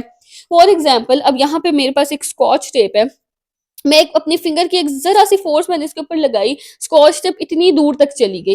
ये पहले यहाँ पे रेस्ट की कंडीशन में थी ना अपनी, और मैंने इसके ऊपर फ़ोर्स लगाई और ये मूव करती हुई चली गई। अगर मैं यहीं पे एक ईंट रख दूँ, एक ब्रिक रख दूँ, और मैं उसके ऊपर भी इसी तरह ज़रा-सी फ़ोर्स लगाऊँ, वो तो अपनी जगह से हिलेगी भी नहीं। क्यों? क्योंकि ईंट जो है उसका मास ज़्यादा है और उसका इनर्शिया ज़्यादा है। उसको मूव कराने के लिए मुझे बहुत ज़्यादा फ़ोर्स लगानी पड़ेगी। लेकिन अगर मैं उसी फ़ोर्स से मूव करवाऊँ जिससे मैंने स्कॉच टेप को मूव करवाया, तो वो ईंट हिलेगी भी नहीं। तो इसको हम इस वजह से हम ये कहते हैं कि जिस चीज़ का मास जितना ज़्यादा है, उसका इनर्शिया उतना ज़्यादा है। तो इनर्शिया यही होता है कि किसी भी बॉडी की जो स्टेट है, कि अगर वो रेस्ट की स्टेट में रुकी हुई है, तो वो कहेगी कि मुझे रुके ही रहना है, या अगर वो मूव कर रही है, तो वो कहेगी मुझे मूव ही करते रहना है, मुझे मोशन में ही रहना है। तो इसको हम क्या कहते हैं? इनर्शिया कहते हैं। और हमने न्यूटन के फर्स्ट लॉ में भी यही पढ़ा था कि अगर कोई चीज़ रुकी है, तो वो रुकी ही रहेगी, या मूव करे तो मूव करती रहेगी जब तक हम उसके ऊपर फ़ोर्स नहीं लगाएँगे। इसलिए हम इनर्शिया को जो है वो न्यूटन का जो फर्स्ट लॉ है उसको लॉ ऑफ इनर्शिया भी कहते हैं। और ये आपके पास क्वेश्चन भी आता है कि explain the relation of inertia with the Newton's first law. अब यहाँ पे ना एक छोटी-सा आपको ये दिया हुआ साइड बॉक्स, इसमें देखिए एक टेबल क्लॉथ है रेड कलर का। अगर हम इस टेबल क्लॉथ को ना तेज़ी से खींच लेंगे, तो इसके ऊपर ये जितने भी ऑब्जेक्ट्स पड़े हैं, ये अपनी ही जगह पे पड़े रहेंगे, ये हिलेंगे भी नहीं। लेकिन अगर आप जब इसको स्लो-स्लो खींचेंगे ना, तो ये बर्तन भी गिर जाएँगे। ऐसा क्यों होता है? हमने पहले पढ़ा था पिछले पेजेज़ में कि जो फ़ोर्स है ना, वो ट्रांसफ़र होती है एक बॉडी से दूसरी बॉडी में। अब आपके जो हाथों की फ़ोर्स थी, वो इस क्लॉथ में ट्रांसफ़र हुई, तभी तो ये क्लॉथ मूव किया, वरना तो क्लॉथ ना मूव करता। हर चीज़ के अंदर इनर्शिया है, वो मूव नहीं करना चाहता। जिस स्टेट में है, वो उसी स्टेट में रहना चाहता है। अच्छा, जब आपने इस क्लॉथ को मूव कराने के लिए अपने हाथों की फ़ोर्स इसको दी, तो आपके हैंड्स की फ़ोर्स गई इस क्लॉथ में और ये क्लॉथ मूव करेगा। अब आपने इसको इतनी स्पीड से खींच लिया कि इस क्लॉथ को टाइम ही नहीं मिला कि ये अपनी फ़ोर्स इन बर्तनों तक, यूटेंसिल्स तक जो है वो ट्रांसफ़र करता, और ये भी जो है वो गिर जाते या मूव कर जाते। अगर इसको स्लो-स्लो खींचे ना, तो फिर इस क्लॉथ की फ़ोर्स इसके अंदर ट्रांसफ़र होती है और ये भी गिरते हैं। लेकिन अब्रप्टली यानी तेज़ी से अचानक से जो है इसको खींचने पर क्या होगा कि इसकी फ़ोर्स जो है वो इनमें ट्रांसफ़र ही नहीं होगी और ये एज़ इट इज़ अपनी स्टेट में रहेंगे। जब जो न्यूटन का फर्स्ट लॉ था ना, उसमें हमने फ़ोर्स की डेफ़िनिशन को देखा। यानी हमने न्यूटन के फर्स्ट लॉ को एक्सप्लेन किया और एंड में हमने उसके साथ जो है वो फ़ोर्स की डेफ़िनिशन को रिलेट करके देखा। लेकिन अब जो सेकंड लॉ है ना, इसके अंदर हम फ़ोर्स को मैथमेटिकल ड्राइव करेंगे और फ़ोर्स का जो है वो फ़ॉर्मूला बना के देखेंगे, सही है? यानी उसने हमें सिर्फ डेफिनेशन दी थी और उसकी जो मैथमेटिकल डेरिवेशन है ना, वो हम इसमें देखेंगे। तो वो कह रहे हैं कि जो फर्स्ट लॉ था ना, उससे हमें ये पता चला था कि अगर कोई फोर्स किसी चीज़ के ऊपर एक्ट नहीं करेगी, तो वो जो ऑब्जेक्ट है वो अनचेंज रहेगा, यानी उसकी जो स्पीड है, जो उसकी वेलोसिटी है, वो सेम रहेगी ना। कि अगर कोई मूव कर रहा है तो उसके ऊपर कोई फोर्स एक्ट नहीं की जाएगी, तो वो उसी स्पीड से मूव करता रहेगा। लेकिन जब फोर्स एक्ट की जाएगी तो उसकी स्पीड कम हो जाएगी या ज़्यादा भी की जा सकती है फोर्स लगा के। अच्छा, अब वो कह रहे हैं कि सेकंड लॉ जो है, वो फर्स्ट लॉ में तो हमने फ़ोर्स के बारे में पढ़ा, सेकंड लॉ जो है उसमें हम ये देखेंगे कि जब किसी बॉडी के ऊपर फ़ोर्स लगाई जाती है, तो उसके अंदर क्या प्रोड्यूस होता है, एक्सेलरेशन होता है, और वो कैसे प्रोड्यूस होता है, वो हम सेकंड लॉ में देखेंगे। फर्स्ट लॉ में हमने फ़ोर्स अप्लाई करने के बारे में देखा कि कोई भी ऑब्जेक्ट जो है वो अपनी स्टेट में रहता है जब तक उसके ऊपर कोई फ़ोर्स नहीं लगाई जाती। अच्छा, अब देखिए सेकंड लॉ की हमारे पास डेफिनिशन क्या है, वो कह रहे हैं कि अगर कोई नेट एक्सटर्नल फ़ोर्स किसी बॉडी के ऊपर लगाया जाए, नेट एक्सटर्नल का क्या मतलब, एक्सटर्नल बाहर से जो फ़ोर्स लगाई जाती है, यानी कोई भी फ़ोर्स, जैसे कोई चीज़ पड़ी है उसको हम पुश करेंगे, पुल करेंगे, तो एक्सटर्नल फ़ोर्स है ना, बाहर से उस ऑब्जेक्ट के ऊपर हमने फ़ोर्स लगाई है, तो उसको कहते हैं एक्सटर्नल, और नेट होता है टोटल जितनी भी फ़ोर्सेस किसी चीज़ के ऊपर लग रही हैं। अब क्या होता है कि जब कोई चीज़ है उसके ऊपर आपने फ़ोर्स लगाई, तो उसकी वज़ह से उसकी स्पीड चेंज होगी ना। ज़ाहिर है अगर वो रुकी हुई चीज़ है और वो मूव कर रही है, तो भी स्पीड 0 से जो है वो चेंज हो गई, और 70 किलोमीटर पर आवर या जितनी भी हो जाएगी, समझ आ रही है? तब भी स्पीड चेंज हुई, या फिर अगर वो मूव कर रही थी, आपने उसको फ़ोर्स लगा के रोक दिया, या ये भी हो सकता है कि मूव कर रही थी और आपने फ़ोर्स लगा के उसकी स्पीड को और ज़्यादा बढ़ा दिया। तो जब भी फ़ोर्स लगेगी तो स्पीड में तो चेंज आएगा ही आएगा। तो जब स्पीड में चेंज आता है या वेलोसिटी में चेंज आता है, तो उसे हम क्या कहते हैं, एक्सेलरेशन कहते हैं ना। एक्सेलरेशन की डेफिनिशन ये की क्या थी हमारे पास, rate of change of velocity in a body. तो जब भी चेंज आता है वेलोसिटी के अंदर, जब हम उसको मेजर करते हैं चेंज को, तो उसे हम एक्सेलरेशन कहते हैं। तो अब सिंपल सी बात है कि जब फोर्स लगेगी तो स्पीड में या वेलोसिटी में चेंज आएगा, और जब उसमें चेंज आएगा तो एक्सेलरेशन प्रोड्यूस होगी। तो इस बात से हमें ये पता चल रहा है कि फोर्स लगाने से एक्सेलरेशन प्रोड्यूस होगी। एक्सेलरेशन फोर्स लगाए बगैर प्रोड्यूस नहीं हो सकती। अच्छा, अब इस बात का क्या मतलब है कि एक्सेलरेशन जो है वो डायरेक्शन ऑफ फोर्स में प्रोड्यूस होगी, यानी जिस डायरेक्शन में आपने फोर्स लगाई है ना, एक्सेलरेशन भी उसी डायरेक्शन में होगी। अगर आपने किसी बॉल को आगे की तरफ धक्का दिया है, तो वो ज़ाहिर है मतलब आपने उसको पुश किया या किक लगाई है फुटबॉल को आगे की तरफ, तो वो आगे की तरफ ही जाएगी ना, ज़ाहिर है पीछे को तो नहीं जाएगी। जब वो आगे को जाएगी तो उसकी स्पीड भी आगे की डायरेक्शन में होगी, और उसकी एक्सेलरेशन भी आगे वाली ही डायरेक्शन में प्रोड्यूस होगी, पॉजिटिव डायरेक्शन में प्रोड्यूस होगी। तो इस वजह से जिस डायरेक्शन में आप फोर्स लगाएँगे, एक्सेलरेशन उसी डायरेक्शन में होगी। अब एक्सेलरेशन का जो मैग्नीट्यूड है, मैग्नीट्यूड क्या होता है, वैल्यू जो यूनिट होता है, यानी कि फॉर एग्जांपल 5 मीटर पर सेकंड स्क्वायर, इसको हम मैग्नीट्यूड कहते हैं ना, जिसके अंदर हम उसका लिखते हैं, वैल्यू लिखते हैं।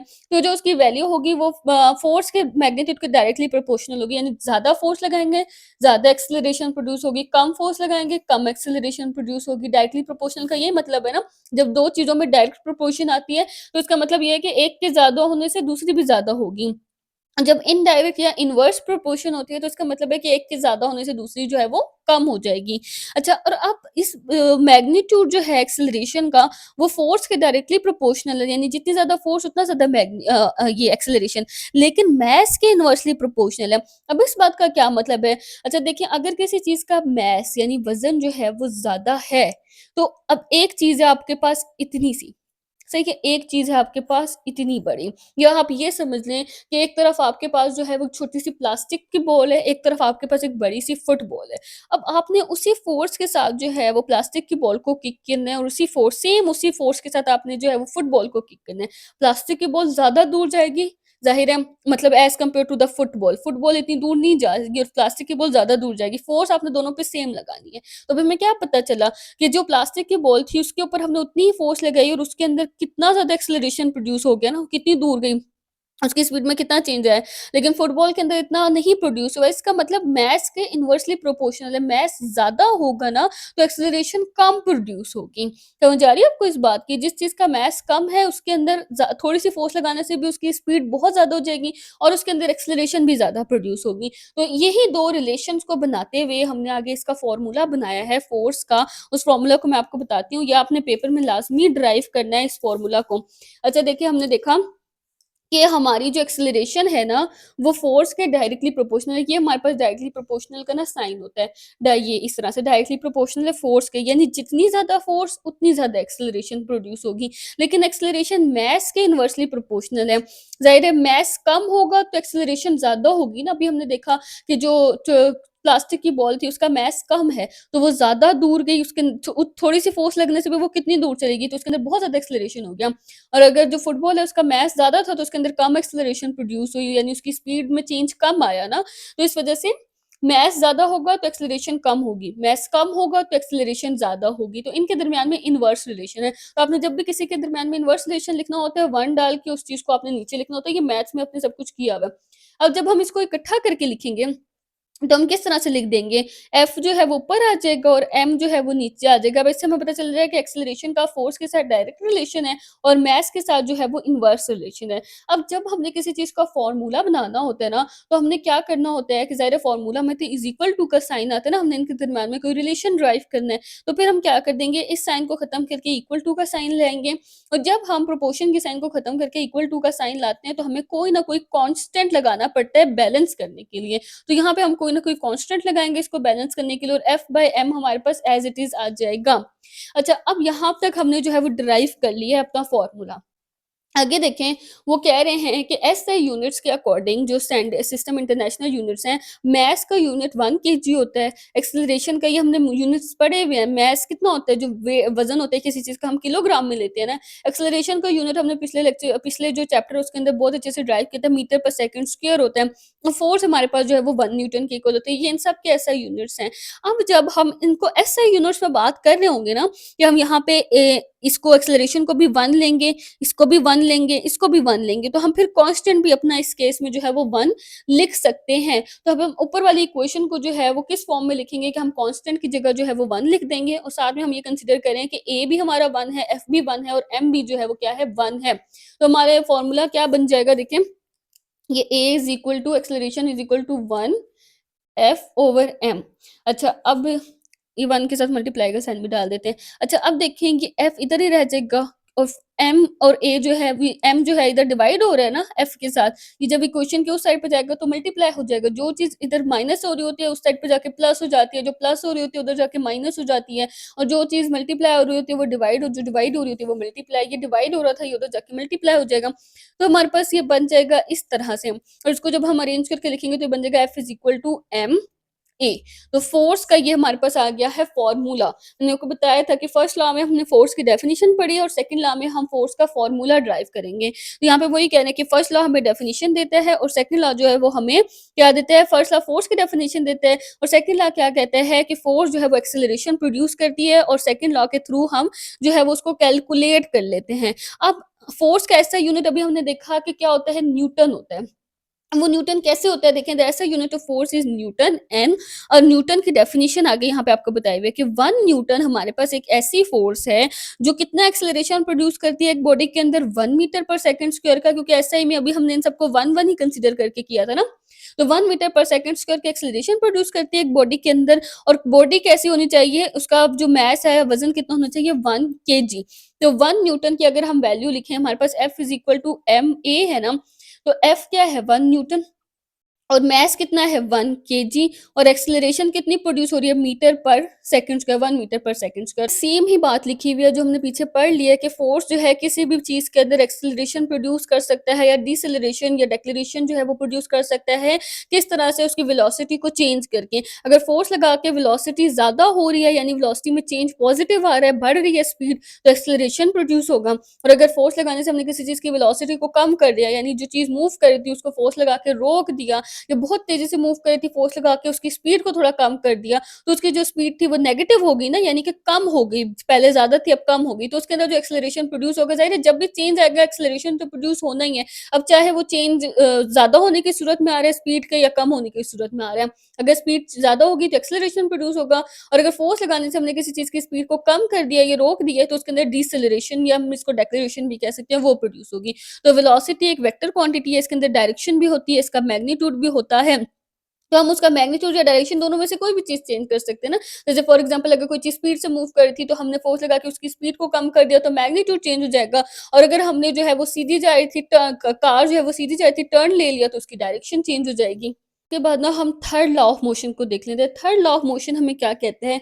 वो ये कहता है कि हर एक्शन के लिए एक इक्वल और ऑपोजिट रिएक्शन होते हैं। यानी कोई भी चीज़ जिसके ऊपर आप एक्ट करते हो, जब भी कोई बॉडी किसी दूसरी चीज़ के ऊपर फ़ोर्स लगाती है, तो दूसरी बॉडी भी उस पर उतनी ही फ़ोर्स जो है वो बदले में लगाती है ऑपोजिट डायरेक्शन में। यानी अगर आपने आगे की तरफ फ़ोर्स लगाया तो दूसरी बॉडी जो है वो पीछे की तरफ फ़ोर्स लगाएगी। एक बॉडी ने अगर दूसरे के ऊपर इस तरह फ़ोर्स लगाई है ना 1 न्यूटन की, तो दूसरी बॉडी ऑपोजिट डायरेक्शन में 1 न्यूटन की ही फ़ोर्स लगाएगी। इक्वल एंड ऑपोजिट फ़ोर्सेस होती हैं ये। अच्छा फॉर एग्ज़ाम्पल जब हम ज़मीन पे चल रहे होते हैं, तो हम क्या करते हैं, हम ज़मीन को पीछे की तरफ धक्का देते हैं। हमारा जो पाँव है ना, उससे हम जैसे आप मूव करके देखें, चल के देखें, आपको ल समझ आएगी। हम जब पाँव रखते हैं, तो हम ज़मीन को पीछे की तरफ धक्का देते हैं, ये हमारा एक्शन होता है ज़मीन के ऊपर। और ज़मीन क्या रिएक्शन देती है कि वो हमें आगे की तरफ धक्का देती है और इसी एक्शन और रिएक्शन के नतीजे में हम आगे की तरफ चलते हैं। जब पानी में स्विमिंग कर रहे होते हैं, उस टाइम पे हाथ से हम पानी को पीछे पुश करते हैं, ये एक्शन होता है। और पानी जो है वो हमारी बॉडी को आगे पुश करता है, ये रिएक्शन होता है। जितनी स्पीड से हम पानी को पीछे पुश करेंगे, उतनी ही स्पीड से पानी जो है वो आगे को पुश करेगा। तो ये जो है वो एक्शन एंड रिएक्शन फोर्सेस होती हैं। वो कह रहे हैं कि जब भी 2 बॉडीज़ का जैसे फॉर एग्ज़ाम्पल एक बॉडी ए है, दूसरी बी है, हमने क कंसीडर कर लेते हैं। जब इनका इंटरैक्शन होगा, आपस में कोई ताल्लुक कायम होगा, तो ये जो है क्या करेंगी, एक-दूसरे के ऊपर फोर्स एक्सर्ट करेंगी। और जो अब क्या होगा, बॉडी जो ए है, वो जो फोर्स लगाएगी बी के ऊपर, उसे हम एक्शन फोर्स कहेंगे। जो पहले लगाई है, ए ने बी के ऊपर जो फ़ोर्स लगाई वो एक्शन फ़ोर्स थी और उसके जवाब में जो बी ए के ऊपर फ़ोर्स लगाएगी उसे हम क्या कहेंगे? रिएक्शन फ़ोर्स कहेंगे। फॉर एग्ज़ाम्पल हमारे पास अगर कोई स्प्रिंग है, तो जब हम स्प्रिंग को पुश करेंगे नीचे की तरफ अपने हाथ से, तो हमारा हाथ क्या कौन-सी फ़ोर्स लगा रहा है? Action force. और हमारे हाथ के ऊपर भी हमें स्प्रिंग की एक फ़ोर्स फ़ील होगी जिसकी वज़ह से वो इतनी आसानी से नीचे नहीं जाएगा, हमें फ़ोर्स लगानी पड़ेगी स्प्रिंग की तरफ से भी हमारे हाथ पे एक फ़ोर्स फ़ील होगी, जो कि रिएक्शन फ़ोर्स होगी। तो न्यूटन ने जो है वो अपने थर्ड लॉ ऑफ मोशन की डेफिनिशन क्या लिखी है कि हर एक्शन के लिए एक इक्वल और एक ऑपोजिट रिएक्शन होता है। इक्वल यानी बराबर, जितना आपने एक्शन में फोर्स लगाई है, रिएक्शन में भी सेम उतनी ही फोर्स होगी, लेकिन उल्टी डायरेक्शन में होगी। अच्छा, एक्शन और रिएक्शन जो है वो एक ही बॉडी के ऊपर एक्ट नहीं करते, डिफरेंट बॉडीज के ऊपर एक्ट करते हैं। क्यों? ताकि बैलेंस तवाजुन कायम रह सके। अच्छा, अगर हमारी एक्शन और रिएक्शन दोनों अर्थ के ऊपर ही हो रहे होते तो हम मूव कैसे कर पाते, हम चलते कैसे? रिएक्शन हमारे ऊपर आया तो ही हम आगे चले ना, बैलेंस कायम हुआ और हम आगे चले, हमारा बैलेंस बरकरार रहा। तो इस वजह से बैलेंस को कायम करने के लिए एक्शन और रिएक्शन जो है वो डिफरेंट बॉडीज़ पर होते हैं। 2 बॉडीज़ हैं, एक के ऊपर एक्शन होगा और वो जिसके ऊपर एक्शन हुआ है वो बदले में दूसरी बॉडी के ऊपर क्या देगी? रिएक्शन देगी। अच्छा, न्यूटन के थर्ड लॉ को हम इस तरह से भी लिख सकते हैं कि अगर एक बॉडी जो है वो फोर्स लगाएगी दूसरी बॉडी के ऊपर, तो जो सेकंड बॉडी है वो भी एक इक्वल और ऑपोजिट फोर्स लगाएगी फर्स्ट बॉडी के ऊपर। तो ये दोनों में से कोई भी डेफिनिशन आप न्यूटन्स की लिख सकते हैं। हमारे पास ना यहाँ पे न्यूटन्स के थर्ड लॉ की एक बड़ी अच्छी एग्जांपल्स दी हुई हैं। उसमें उन्होंने बताया हुआ है कि फोर्सेस जो है ना वो पेयर की फॉर्म में एक्ट करती हैं, यानी हर फोर्स जो है उसके साथ एक दूसरी फोर्स का होना भी ज़रूरी है। ऐसा कभी नहीं होता कि सिर्फ एक फोर्स लग रही है, यानी एक बॉडी पर अगर एक्शन फोर्स लग रही है तो दूसरी बॉडी पर उसी वक़्त रिएक्शन फोर्स भी वापस लगेगी। तो इसे हम कहते हैं कि पेयर की फॉर्म में या जोड़े की फॉर्म में जो है ये फोर्सेस होती हैं। तो फोर्सेस जो है वो पेयर की फॉर्म में एक्ट करती हैं। जब 2 ऑब्जेक्ट्स इंटरैक्ट करते हैं तो एक एक्शन फोर्स एक पे लगेगी, दूसरे पे क्या होगी? Reaction force. आगे वो कह रहे हैं कि हमें अक्सर जो है यही नज़र आता है कि जो है कुछ ना कुछ जब हो रहा होता है तो हम उसी को नोटिस करते हैं, लेकिन हमें जो उसके अंदर फोर्सेस इन्वॉल्वड होती हैं वो हमें नहीं पता चल रही होती। तो आगे कुछ एग्जांपल्स दी हुई हैं जो कि न्यूटन्स के थर्ड लॉ ऑफ मोशन के रिलेट करती हैं। इसमें से ना कोई एक एग्जांपल आप याद कर लें, जब आपने थर्ड लॉ ऑफ मोशन लिखना होगा तो कोई एक एग्जांपल उसमें लाजमी ऐड कीजिएगा एग्जांपल की हेडिंग देख के। नहीं तो अगर फोर्सेस एक्ट इन पेयर्स आ जाए आपके पास क्वेश्चन शॉर्ट क्वेश्चन में, तब भी आप इनमें से कोई एक एग्जांपल लिख सकते हैं। और ज़्यादा प्रेफर मैं ये करूँगी नीचे ये बुलेट वाली कर लें, ये ज़्यादा अच्छी है, ये शॉर्ट में अक्सर पूछ भी ली जाती है, तो दोनों तरह से आपका ना काम बन जाएगा। अच्छा, वो कह रहे हैं कि पहली एग्जांपल ये है कि एक बुक जो है वो टेबल के ऊपर पड़ी हुई है। देखेंगे टेबल है, उसके ऊपर एक बुक पड़ी हुई है। अब फोर्स जो है, बुक की जो फोर्स है वो नीचे की तरफ है टेबल के ऊपर से, क्योंकि जो बुक का वेट है वो नीचे की तरफ है। अच्छा, उसके बाद बुक बुक नहीं, यहाँ पे इन्होंने ब्लॉक लिखा है, सॉरी ब्लॉक कहते हैं, इसी तरह जो ईंट का एक ईंट होती है एक, वो होता है ब्लॉक। अच्छा, अब ब्लॉक जो है वो फ़ोर्स लगा रहा है टेबल के ऊपर नीचे की तरफ, क्योंकि उसका वेट नीचे की तरफ है और टेबल जो है वो रिएक्शन में एक फ़ोर्स लगाएगा, उतनी ही फ़ोर्स ऊपर की तरफ लगा देगा। तो इस तरह से ये दोनों फ़ोर्सेस एक-दूसरे को बैलेंस करेंगी और ये जो ब्लॉक है वो जिस अपनी कंडीशन में है, रेस्ट की कंडीशन में टेबल के ऊपर इसी तरह पड़ा रहेगा। दूसरी हमारे पास एग्ज़ाम्पल ये है कि जब भी बुलेट फायर की जाती है गन से, जैसे गन है, गन से फायर की जाएगा बुलेट, जो गोली है वो गन से निकलेगी तो वो तो आगे की तरफ चली जाएगी, फॉरवर्ड डायरेक्शन में, यानी आगे की तरफ वो चली जाएगी। लेकिन क्या होगा, ज़ाहिर है इसके ऊपर एक्शन था ना गन का कि ये आगे मूव करेगी। अब ये इसी के नतीजे में एक रिएक्शन भी तो देगी उतना ही गन के ऊपर पीछे की तरफ। इसकी वजह से क्या होता है कि जैसे ही बुलेट आगे जाती है ना, तो गन को एक रिकॉइल होता है, झटका सा लगता है गन को पीछे की तरफ को। यानी जब भी कोई बंदा फायरिंग करते हैं ना, तो वो जब गन से बुलेट को आगे फायर करते हैं तो गन को भी एक झटका लगता है और गन झटके से पीछे हटती है। लेकिन अब यहाँ पे हम ये भी तो सोच सकते हैं कि जब वो बुलेट से फायर करते हैं, बुलेट तो बहुत दूर तक जाती है। यानी अगर कोई बंदा बहुत दूर खड़ा होकर किसी के ऊपर फायर कर रहा है निशाना लगा के, तो वो तो इतनी दूर तक चली जाएगी बुलेट। लेकिन गन तो ये नहीं है कि झटका खा के बहुत दूर चली जाए, गन तो उसी के हाथ में रहती है ना, चाहे झटका कहते हैं लेकिन रहती तो उस बंदे के हाथ में है। तो ऐसे क्यों होता है? इसका इसका जो सबसे बेस्ट आंसर है वो ये है कि जो हमने मैथ्स के पीछे एग्जाम्पल पढ़ी है ना, कि जिसका मैथ्स जितना ज़्यादा उसकी एक्सेलरेशन उतनी ज़्यादा। सॉरी, जिसका मास जितना ज़्यादा उसकी एक्सेलरेशन उतनी कम। इनवर्स रिलेशन था ना एक्सेलरेशन और मास का। जिसका मास ज़्यादा होगा उसकी एक्सेलरेशन जो है वो कम होगी, और जिसका मास कम होगा उसकी एक्सेलरेशन ज़्यादा होगी। तो देखिए बुलेट का मास कम है, सही है, तो इसकी एक्सेलरेशन ज़्यादा है, यानी इसकी स्पीड में चेंज ज़्यादा आएगा और ये ज़्यादा आगे को जाएगी।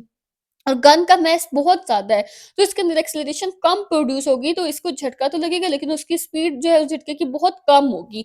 तो ये एक्शन और रिएक्शन की एक एग्ज़ाम्पल थी। गन ने जो है वो एक्शन दिया बुलेट के ऊपर, बुलेट आगे गई, और बुलेट ने जो है वो रिएक्शन दिया गन के ऊपर, जिसकी वज़ह से गन ने जो है वो बैकवर्ड पीछे की तरफ क्या किया, रिकॉइल किया। नेक्स्ट टॉपिक है मास एंड वेट। ये अक्सर आपके पास ना शॉर्ट क्वेश्चन आता है कि differentiate between mass and weight, और ये ज़्यादातर आता होता है, इसलिए मैंने आपके लिए ना यहाँ पे ये लिख दिया है इनका डिफरेंस। तो आप इसको अपने पास as it is note down कर लें। जब आपने इसका डिफरेंस लिखना है ना, तो दरमियान में आपने लाइन लगानी है। पहला डिफरेंस आपने दोनों की डेफिनिशन का लिखना है, दूसरे में आपने ये बताना है कि मास एक स्केलर क्वांटिटी है, वेट वेक्टर क्वांटिटी है। ये सब अभी हम डिस्कस करते हैं डिटेल से। और मास जो है उसका ऐसा यूनिट केजी होता है और वेट का न्यूटन होता है। और मास जो है ना, वो हर जगह सेम रहता है। किसी भी बॉडी का जो मास है ना, वो कहीं भी चले जाओ उसका मास वही रहेगा। लेकिन वेट जो है वो चेंज होता रहता है, क्योंकि वेट जी पे डिपेंड करता है, ग्रेविटी की वैल्यू पे। अब जो जी की वैल्यू है ना, वो अर्थ में कुछ और है और मून पे कुछ और है। अगर एक इंसान अर्थ पे है ना, तो उसका वेट कुछ और होगा, और जब वो मून पे होगा तो उसका वेट कुछ और होगा, लेकिन मास सेम रहते हैं। उसके अलावा मास को हम सिंपल जो ऑर्डिनरी हमारे पास तराजू वगैरह जो वेट को जो मेजर करने के बैलेंस होते हैं, उससे हम मेजर कर सकते हैं, तराजू से इस तरह से, या कोई डिजिटल बैलेंस है उससे भी मेजर कर सकते हैं। लेकिन वेट को हम स्प्रिंग बैलेंस से मेजर करते हैं।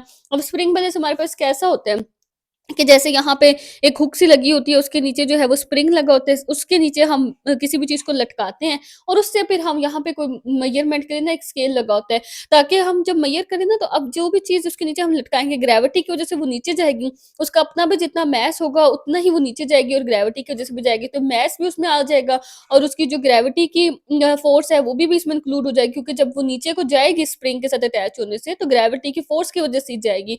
तो वो दोनों बीच में इंक्लूड हो जाएँगी। तो वेट को हम स्प्रिंग बैलेंस से मेजर करते हैं। तो यहाँ पे वो यही बता रहे हैं कि हम नॉर्मली मास और वेट को सेम चीज़ें कंसीडर करते हैं, लेकिन ये दोनों डिफरेंट होती हैं। जब हम कहते हैं ना, किसी ऑब्जेक्ट का वेट जो है वो 5 केजी है, तो ये बात ठीक नहीं होती। 5 केजी जो है वो किसी भी ऑब्जेक्ट का मास ज़रूर हो सकता है, लेकिन ये उसका वेट नहीं होता। मास जो है ना, वो ये होता है कि हम किसी भी चीज़ की जब उसके क्वांटिटी को मेज़र करते हैं, मैटर क्या होता है? मादा। यानी किसी भी चीज़ के अंदर कितना मादा है, जब हम वो क्वांटिटी मेज़र करते हैं, तो हम उसे क्या कहते हैं? मास। जैसे अब मेरे हाथ में ये लेड पेंसिल है ना, इसके अंदर कितने एटम्स, कितने मॉलिक्यूल्स से मिलकर ये बनी हुई है, ये है कि इसका क्वांटिटी ऑफ मैटर क्या है। अब ये कहीं पे भी चली जाए, ये लेड पेंसिल अगर मून पे हो या अर्थ पे हो, इसका मैटर तो नहीं इतना चेंज होगा, इसके अंदर जितने एटम्स और मॉलिक्यूल्स हैं वो तो सेम ही रहेंगे। तो क्वांटिटी ऑफ मैटर जो है वो कौन मेजर करते हैं? मास। अब मास की हमारे पास डेफिनेशन क्या है? कैरेक्टरिस्टिक ऑफ अ बॉडी, यानी बॉडी की एक ऐसी खसूसियत या खूबी जो ये डिटरमिन करती है, यानी ये तय करती है कि उस बॉडी के अंदर कितनी एक्सेलरेशन प्रोड्यूस होगी। अब एक्सेलरेशन क्या होता है? Change in velocity. अगर किसी चीज़ का मास कम है, अभी हमने पीछे देखा कि एक्सेलरेशन और मास जो है वो इनवर्सली प्रोपोर्शनल है। अगर किसी चीज़ का मास कम है, तो उसके अंदर एक्सेलरेशन ज़्यादा प्रोड्यूस होगी। यानी अगर आप किसी बहुत भारी फुटबॉल को क्विक करते हैं, और उसी तरह से या आप किसी भारी फुटबॉल को उठा के कहीं फेंकते हैं, और इस तरह छोटे से पत्थर को उठा के फेंकते हैं, तो पत्थर का मास कम है, इस वजह से वो ज़्यादा दूर जाएगा। उसी फोर्स से, सेम फोर्स से अगर आप दोनों चीज़ों को फेंकेंगे, तो पत्थर का मास कम है और वो ज़्यादा दूर जाएगा, ज़्यादा स्पीड में चेंज आएगा, ज़्यादा एक्सेलरेशन प्रोड्यूस होगी। लेकिन अगर कोई आप भारी सी ईंट ले रहे हो, उसी फोर्स के साथ आप उसको फेंकेंगे, तो वो इतना दूर नहीं जाएगा। तो वो यही कह रहे हैं, और उसके अंदर कम एक्सेलरेशन प्रोड्यूस होगी। तो ये बॉडी की एक ऐसी खूबी जो ये तय करती है कि उसके अंदर कितना एक्सेलरेशन प्रोड्यूस होना है। मैग्नीट्यूड यही होता है ना, वैल्यू कितनी होगी उसकी एक्सेलरेशन की, कि 2 मीटर पर सेकंड स्क्वायर हो रहा है या 4 मीटर पर सेकंड स्क्वायर हो रहा है। कब एक्सेलरेशन प्रोड्यूस होता है? ज़ाहिर है जब हम फोर्स लगाते हैं, तो हमने अभी डिस्कस कर लिया कि फोर्स लगाने से ही एक्सेलरेशन प्रोड्यूस होता है। तो उसे हम क्या कहते हैं? मास। यानी जितना मास होगा, जितना कम मास होगा, उतनी ज़्यादा एक्सेलरेशन होगी। मास जो है वो एक स्केलर क्वांटिटी है, ये हर जगह सेम रहता है। और उसके अलावा हम मास को हमने अभी देख लिया, सिंपल बैलेंस से मेजर कर सकते हैं, और मास का ऐसा यूनिट केजी में होता है।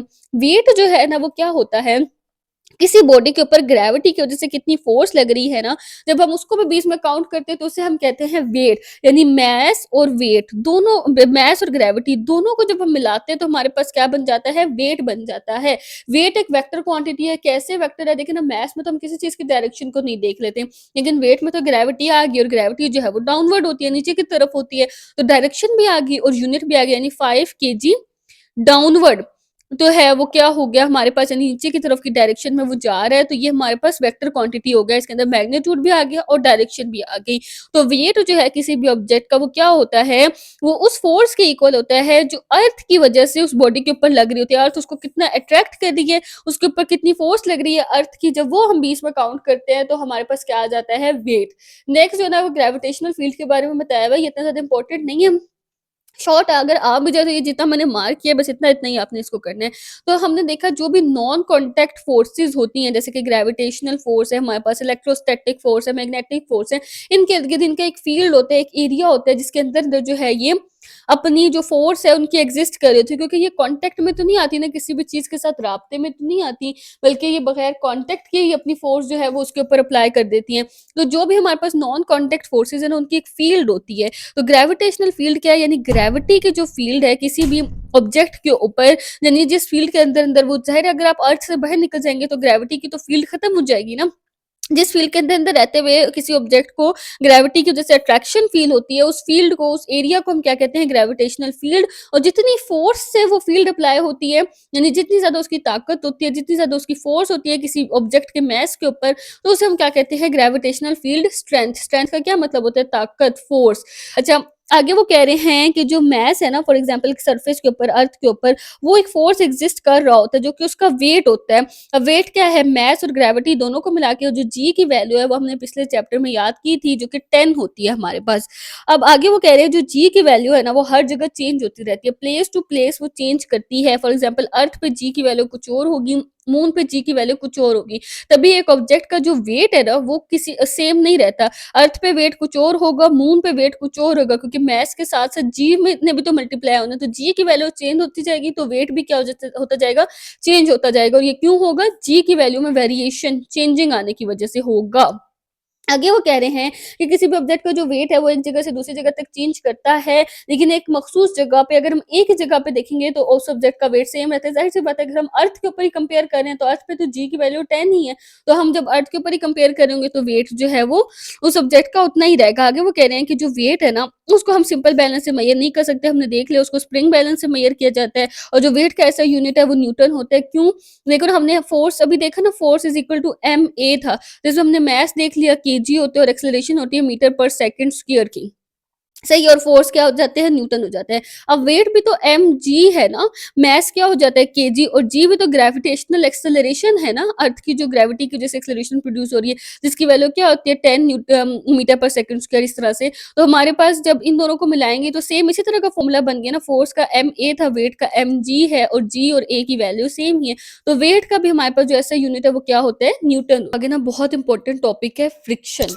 फ्रिक्शन क्या होता है, फ्रिक्शन की फोर्स के बारे में हमने पढ़ा है कि फ्रिक्शन जो है वो एक कांटेक्ट फोर्स है, यानी जब दो चीजें जो है वो कांटेक्ट में आती है ना, एक दूसरे के साथ टच में आती हैं, तो ये फ्रिक्शन की फोर्स प्रोड्यूस होती है। अच्छा, फ्रिक्शन का मतलब क्या होता है, रगड़ खाना। रगड़ खाना, जब दो सर्फेसिस, दो चीजें आपस में एक दूसरे को टच करती हैं तो उनके दरमियान जो है वो फ्रिक्शन पैदा होती है। अच्छा, जब हम ज़मीन पे चलते हैं तो हमारे पाँव जब ज़मीन के ऊपर होते हैं तो ज़मीन के अंदर भी एक फ्रिक्शन की फ़ोर्स होती है जिसकी वज़ह से हम चल पाते हैं। अगर वो फ्रिक्शन ना होती, वो रुकावट या वो रगड़ ना होती, तो हम ज़मीन पे चल ना सकते बल्कि फिसल जाते हैं।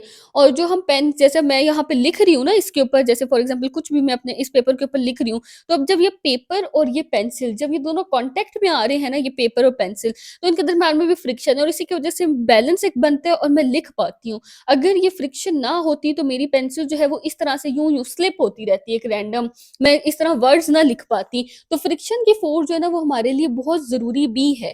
अच्छा, अब फ्रिक्शन यहाँ पे क्या बताया हुआ है, ये आपने पैराग्राफ याद नहीं करना, बस सिंपल ये बताया हुआ है कि जब हम एक क्रिकेट बॉल को हिट करते हैं बैट से तो वो ग्राउंड के ऊपर मूव करती हैं बहुत ज़्यादा वेलोसिटी से। अब न्यूटन के फर्स्ट लॉ के अकॉर्डिंग जो चीज़ मूव करे जब तक उसके ऊपर कोई फ़ोर्स नहीं लगेगी वो मूव करती रहती है। लेकिन हम क्या देखते हैं कि ये जो बॉल है ये थोड़ी देर बाद रुक जाती है और ये क्यों रुक जाती है? क्योंकि उसके ऊपर ग्राउंड के साथ ये कॉन्टैक्ट में है और ग्राउंड से इसके ऊपर जो है वो फ्रिक्शन की फ़ोर्स लगती है। तो कौन-सी फ़ोर्स है जो इसको रोकती है? फ़ोर्स ऑफ फ्रिक्शन उस बॉल को रोक देती है। नेक्स्ट एक बहुत इंपॉर्टेंट कॉन्सेप्ट है डिसिपेटिव इफेक्ट ऑफ फ्रिक्शन। अब देखिए ना फ्रिक्शन क्या कर रही है अब हम जमीन पे चल रहे हैं तो एक रुकावट पैदा कर रही है चाहे हमें उस रुकावट का फायदा हो रहा है चलने में लेकिन हमारी जो फोर्स है वो उस रुकावट की वजह से जाया हो रही है। तो फ्रिक्शन का जो इफेक्ट है ना वो डिसिपेट करने वाला होता है यानी जाया कर देने वाला कम करने वाला यानी ये एनर्जी को वेस्ट कर देती है। और जिस एनर्जी को ये वेस्ट करती है ना उसको ये किस फॉर्म में कन्वर्ट कर देती है हीट की फॉर्म में कन्वर्ट कर देती है। जो फ्रिक्शन एक डिसिपेटिव फोर्स है यानी ज़ाया कर देने वाली, कम करने वाली फोर्स है एनर्जी को और इसकी वज़ह से एनर्जी जो है वो वेस्ट हो जाती है। अच्छा, किसी भी काम को जब हम कर रहे होते हैं ना, जब भी हम कोई काम कर रहे हैं, तो एक तो फोर्स ऑफ फ्रिक्शन की वज़ह से हमें थोड़ी और फोर्स लगानी पड़ेगी क्योंकि हमारी एनर्जी फ्रिक्शन की वज़ह से भी बीच में वेस्ट हो रही होती है। और ये जो एनर्जी वेस्ट हो रही होती है ना, ये किस फॉर्म में कन्वर्ट हो जाती है? हीट की फॉर्म में। अब आप सोचिए जब पुराने ज़माने में भी अक्सर जो है पत्थरों को रगड़ के आग लगाई जाती थी, तो पत्थरों को जब आपस में रगड़ा जाता है ना, तो हीट प्रोड्यूस होगी रगड़ की वज़ह से, फ्रिक्शन की वज़ह से और उस हीट से ही आग जो है वो जलती है। अब इसकी एक सबसे कॉमन एग्ज़ाम्पल क्या है, आपने लाज़मी इसके बीच में एग्ज़ाम्पल्स ऐड करनी है, मैंने मार्क कर दिए हैं जो ईज़ी-ईज़ी एग्ज़ाम्पल्स है ना। जैसे इसकी कॉमन एग्ज़ाम्पल क्या है कि जब हम अपने हाथों को रगड़ते हैं ना आपस में, ये इस तरह से जब आप अपने हाथों को जब ठंड भी लगती है, तो जिस तरह हम आपस में रगड़ते हैं हाथों को और हीट प्रोड्यूस होती है। जब भी ठंड लग रही होती है तो हाथों को इस तरह रगड़ने से हीट प्रोड्यूस होती है ना, तो यहाँ पे वही कह रहे हैं कि जब हम अपने हैंड्स को इस तरह से रब करते हैं तो हीट प्रोड्यूस होती है और ये हीट क्यों प्रोड्यूस होती है? फ्रिक्शन की वज़ह से और हमारे हैंड्स क्या हो जाते हैं? वार्म हो जाते हैं। उसके अलावा फैक्ट्रीज़ में या डिफरेंट जो है वहाँ पे जो मशीन्स लगी होती हैं, उनका टेम्परेचर बढ़ जाता है जब मशीन्स बहुत ज़्यादा काम कर रही होती है ना कुछ भी, तो उनका जो है ना वो टेम्परेचर बढ़ जाता है। क्यों? क्योंकि जो मशीन के पार्ट्स हैं, ज़ाहिर है मशीन के अंदर बहुत पार्ट्स हैं जो मूव कर रहे होते हैं, वो पार्ट्स आपस में टच हो रहे होते हैं, कॉन्टैक्ट में आ रहे होते हैं। एक बहुत बड़ी कोई मशीन है, उसके अंदर बहुत सारे पार्ट्स होते हैं और जब वो मशीन काम कर रही होती है, तो वो पार्ट्स जो है वो एक-दूसरे के साथ कॉन्टैक्ट में आते हैं और उनके दरमियान जो है वो फ्रिक्शन की फ़ोर्स पैदा होती है। अच्छा, अब वो उस फ्रिक्शन की फ़ोर्स की वज़ह से जो है ना हीट जनरेट होगी और मशीन का टेम्परेचर बढ़ जाता है। अब होता क्या है कि जब मशीन चल रही है उसके अंदर एनर्जी प्रोड्यूस हुई और फ्रिक्शन की वज़ह से जब उसकी हीट प्रोड्यूस होती है ना, तो बहुत सारे पार्ट्स उस हीट की वज़ह से ख़राब होने लग जाते हैं यानी उस टेम्परेचर की वज़ह से और मशीन की जो एफिशिएंसी है वो भी कम हो जाती है और मशीन डैमेज हो जाती है। इसलिए ना बहुत ज़रूरी होता है कि मशीन की हर कुछ टाइम बाद उसको ऑयल दिया जाता है उसके पार्ट्स को ताकि फ्रिक्शन को थोड़ा कम किया जा सके। अब जो कोई भी व्हीकल है यानी कोई भी गाड़ी है, मोटरसाइकिल है, उसके जो टायर होते हैं, वो भी खराब हो जाते हैं। क्यों? क्योंकि ना अगर वो बहुत ज़्यादा वो व्हीकल जो चल रहा है तो उसके क्या होता है उसके टायर और रोड के दरमियान में ना एक फ्रिक्शन होती है और फ्रिक्शन की वज़ह से हीट प्रोड्यूस होती है और उसके जो टायर है ना उस हीट की वज़ह से आहिस्ता-आहिस्ता खराब होने लग जाते हैं। उसके बाद वो कह रहे हैं कि जो शूटिंग स्टार्स है यानी जो टूटे हुए तारे हमें अक्सर रात के टाइम पे एक टूटा तारा कुछ ना कुछ इस तरह नज़र आ रहा होता है ना, असल में वो सितारे नहीं होते, वो एस्टेरॉइड्स होते हैं। एस्टेरॉइड्स क्या होते हैं जैसे एक पथरीली सी चीज़ें होती हैं ना जो स्पेस में यानी खला में घूम ही रही होती है। तो शूटिंग स्टार्स जो हैं हमें अक्सर जो रात के वक़्त नज़र आते हैं वो भी जो है वो फ्रिक्शन की वज़ह से ही होते हैं क्योंकि क्या होता है कि जो पथरीली चीज़ें होती हैं ना जो स्पेस में घूम रही होती हैं ये अर्थ की जो हमारी एटमॉस्फेयर है उसके अंदर एंटर हो जाती हैं, आ जाती हैं। अब जैसे-जैसे ये अर्थ के अंदर मूव करती है ना तो हमारी एयर की में रेजिस्टेंस है ना, एयर रेजिस्टेंस हमने डिस्कस किया है पीछे। जो एयर रेजिस्टेंस है जो कि कॉन्टैक्ट फ़ोर्स है ना, जब भी हवा किसी चीज़ के साथ कॉन्टैक्ट में आएगी वो भी एक रुकावट पैदा करती है। अब एयर रेजिस्टेंस की वज़ह से भी जो है वो एक हीट जनरेट होगी और जब उस एस्टेरॉइड्स का जो है वो टेम्परेचर उस हीट की वज़ह से बहुत ज़्यादा हो जाता है तो वो क्या हो जाते हैं, वो या तो वो जल जाते हैं या और फिर वो क्या हो जाते हैं, जल जाते हैं या फिर उनके ना ऐसे डिसइंटीग्रेट होते हैं, टुकड़े-टुकड़े बन के बिखर जाना, ऐसे टुकड़े-टुकड़े हो जाते हैं उसके ना, टूट जाता है वो। तो इस वजह से जब ये इसकी बर्निंग और डिसइंटीग्रेशन हो जाती है, तो ये हमारी अर्थ पे नहीं आते। अगर ये अर्थ पर आ जाएँ, तो फिर तो नुकसान भी हो सकता है ना, तो इस प्रोसेस की वज़ह से वो जो एस्टेरॉइड्स होते हैं, जो स्पेस से अर्थ के एटमॉस्फेयर में तो आते हैं, लेकिन एयर रेजिस्टेंस की वज़ह से वो इतने ज़्यादा हीट अप हो जाते हैं कि या तो वो जल जाते हैं या उनके टुकड़े-टुकड़े हो जाते हैं और वो हमारी अर्थ के जो है ना, उसके अंदर एंटर नहीं होते। अच्छा, वो कह रहे हैं कि जब एक वेट रोड है, यानी एक गीला रोड होता है, जहाँ पे पानी खड़ा होता है, तो वहाँ से ना जो वाटर है ना वो एक वेट लेयर, वरना तो अगर नॉर्मली जो अगर ये टायर फ्लैट होता ना बिल्कुल, तो क्या होता कि जब ये टायर गाड़ी चलती ना या बाइक जो है वो चल रही होती किसी गीले रोड के ऊपर, तो बिल्कुल एक पानी की एक लेयर सी बन जाती है इनके दरमियान में, और जो बाइक है या कार है वो वहां पे स्किडिंग का मतलब होता है फिसल जाना, वहां पे वो फिसल जाती।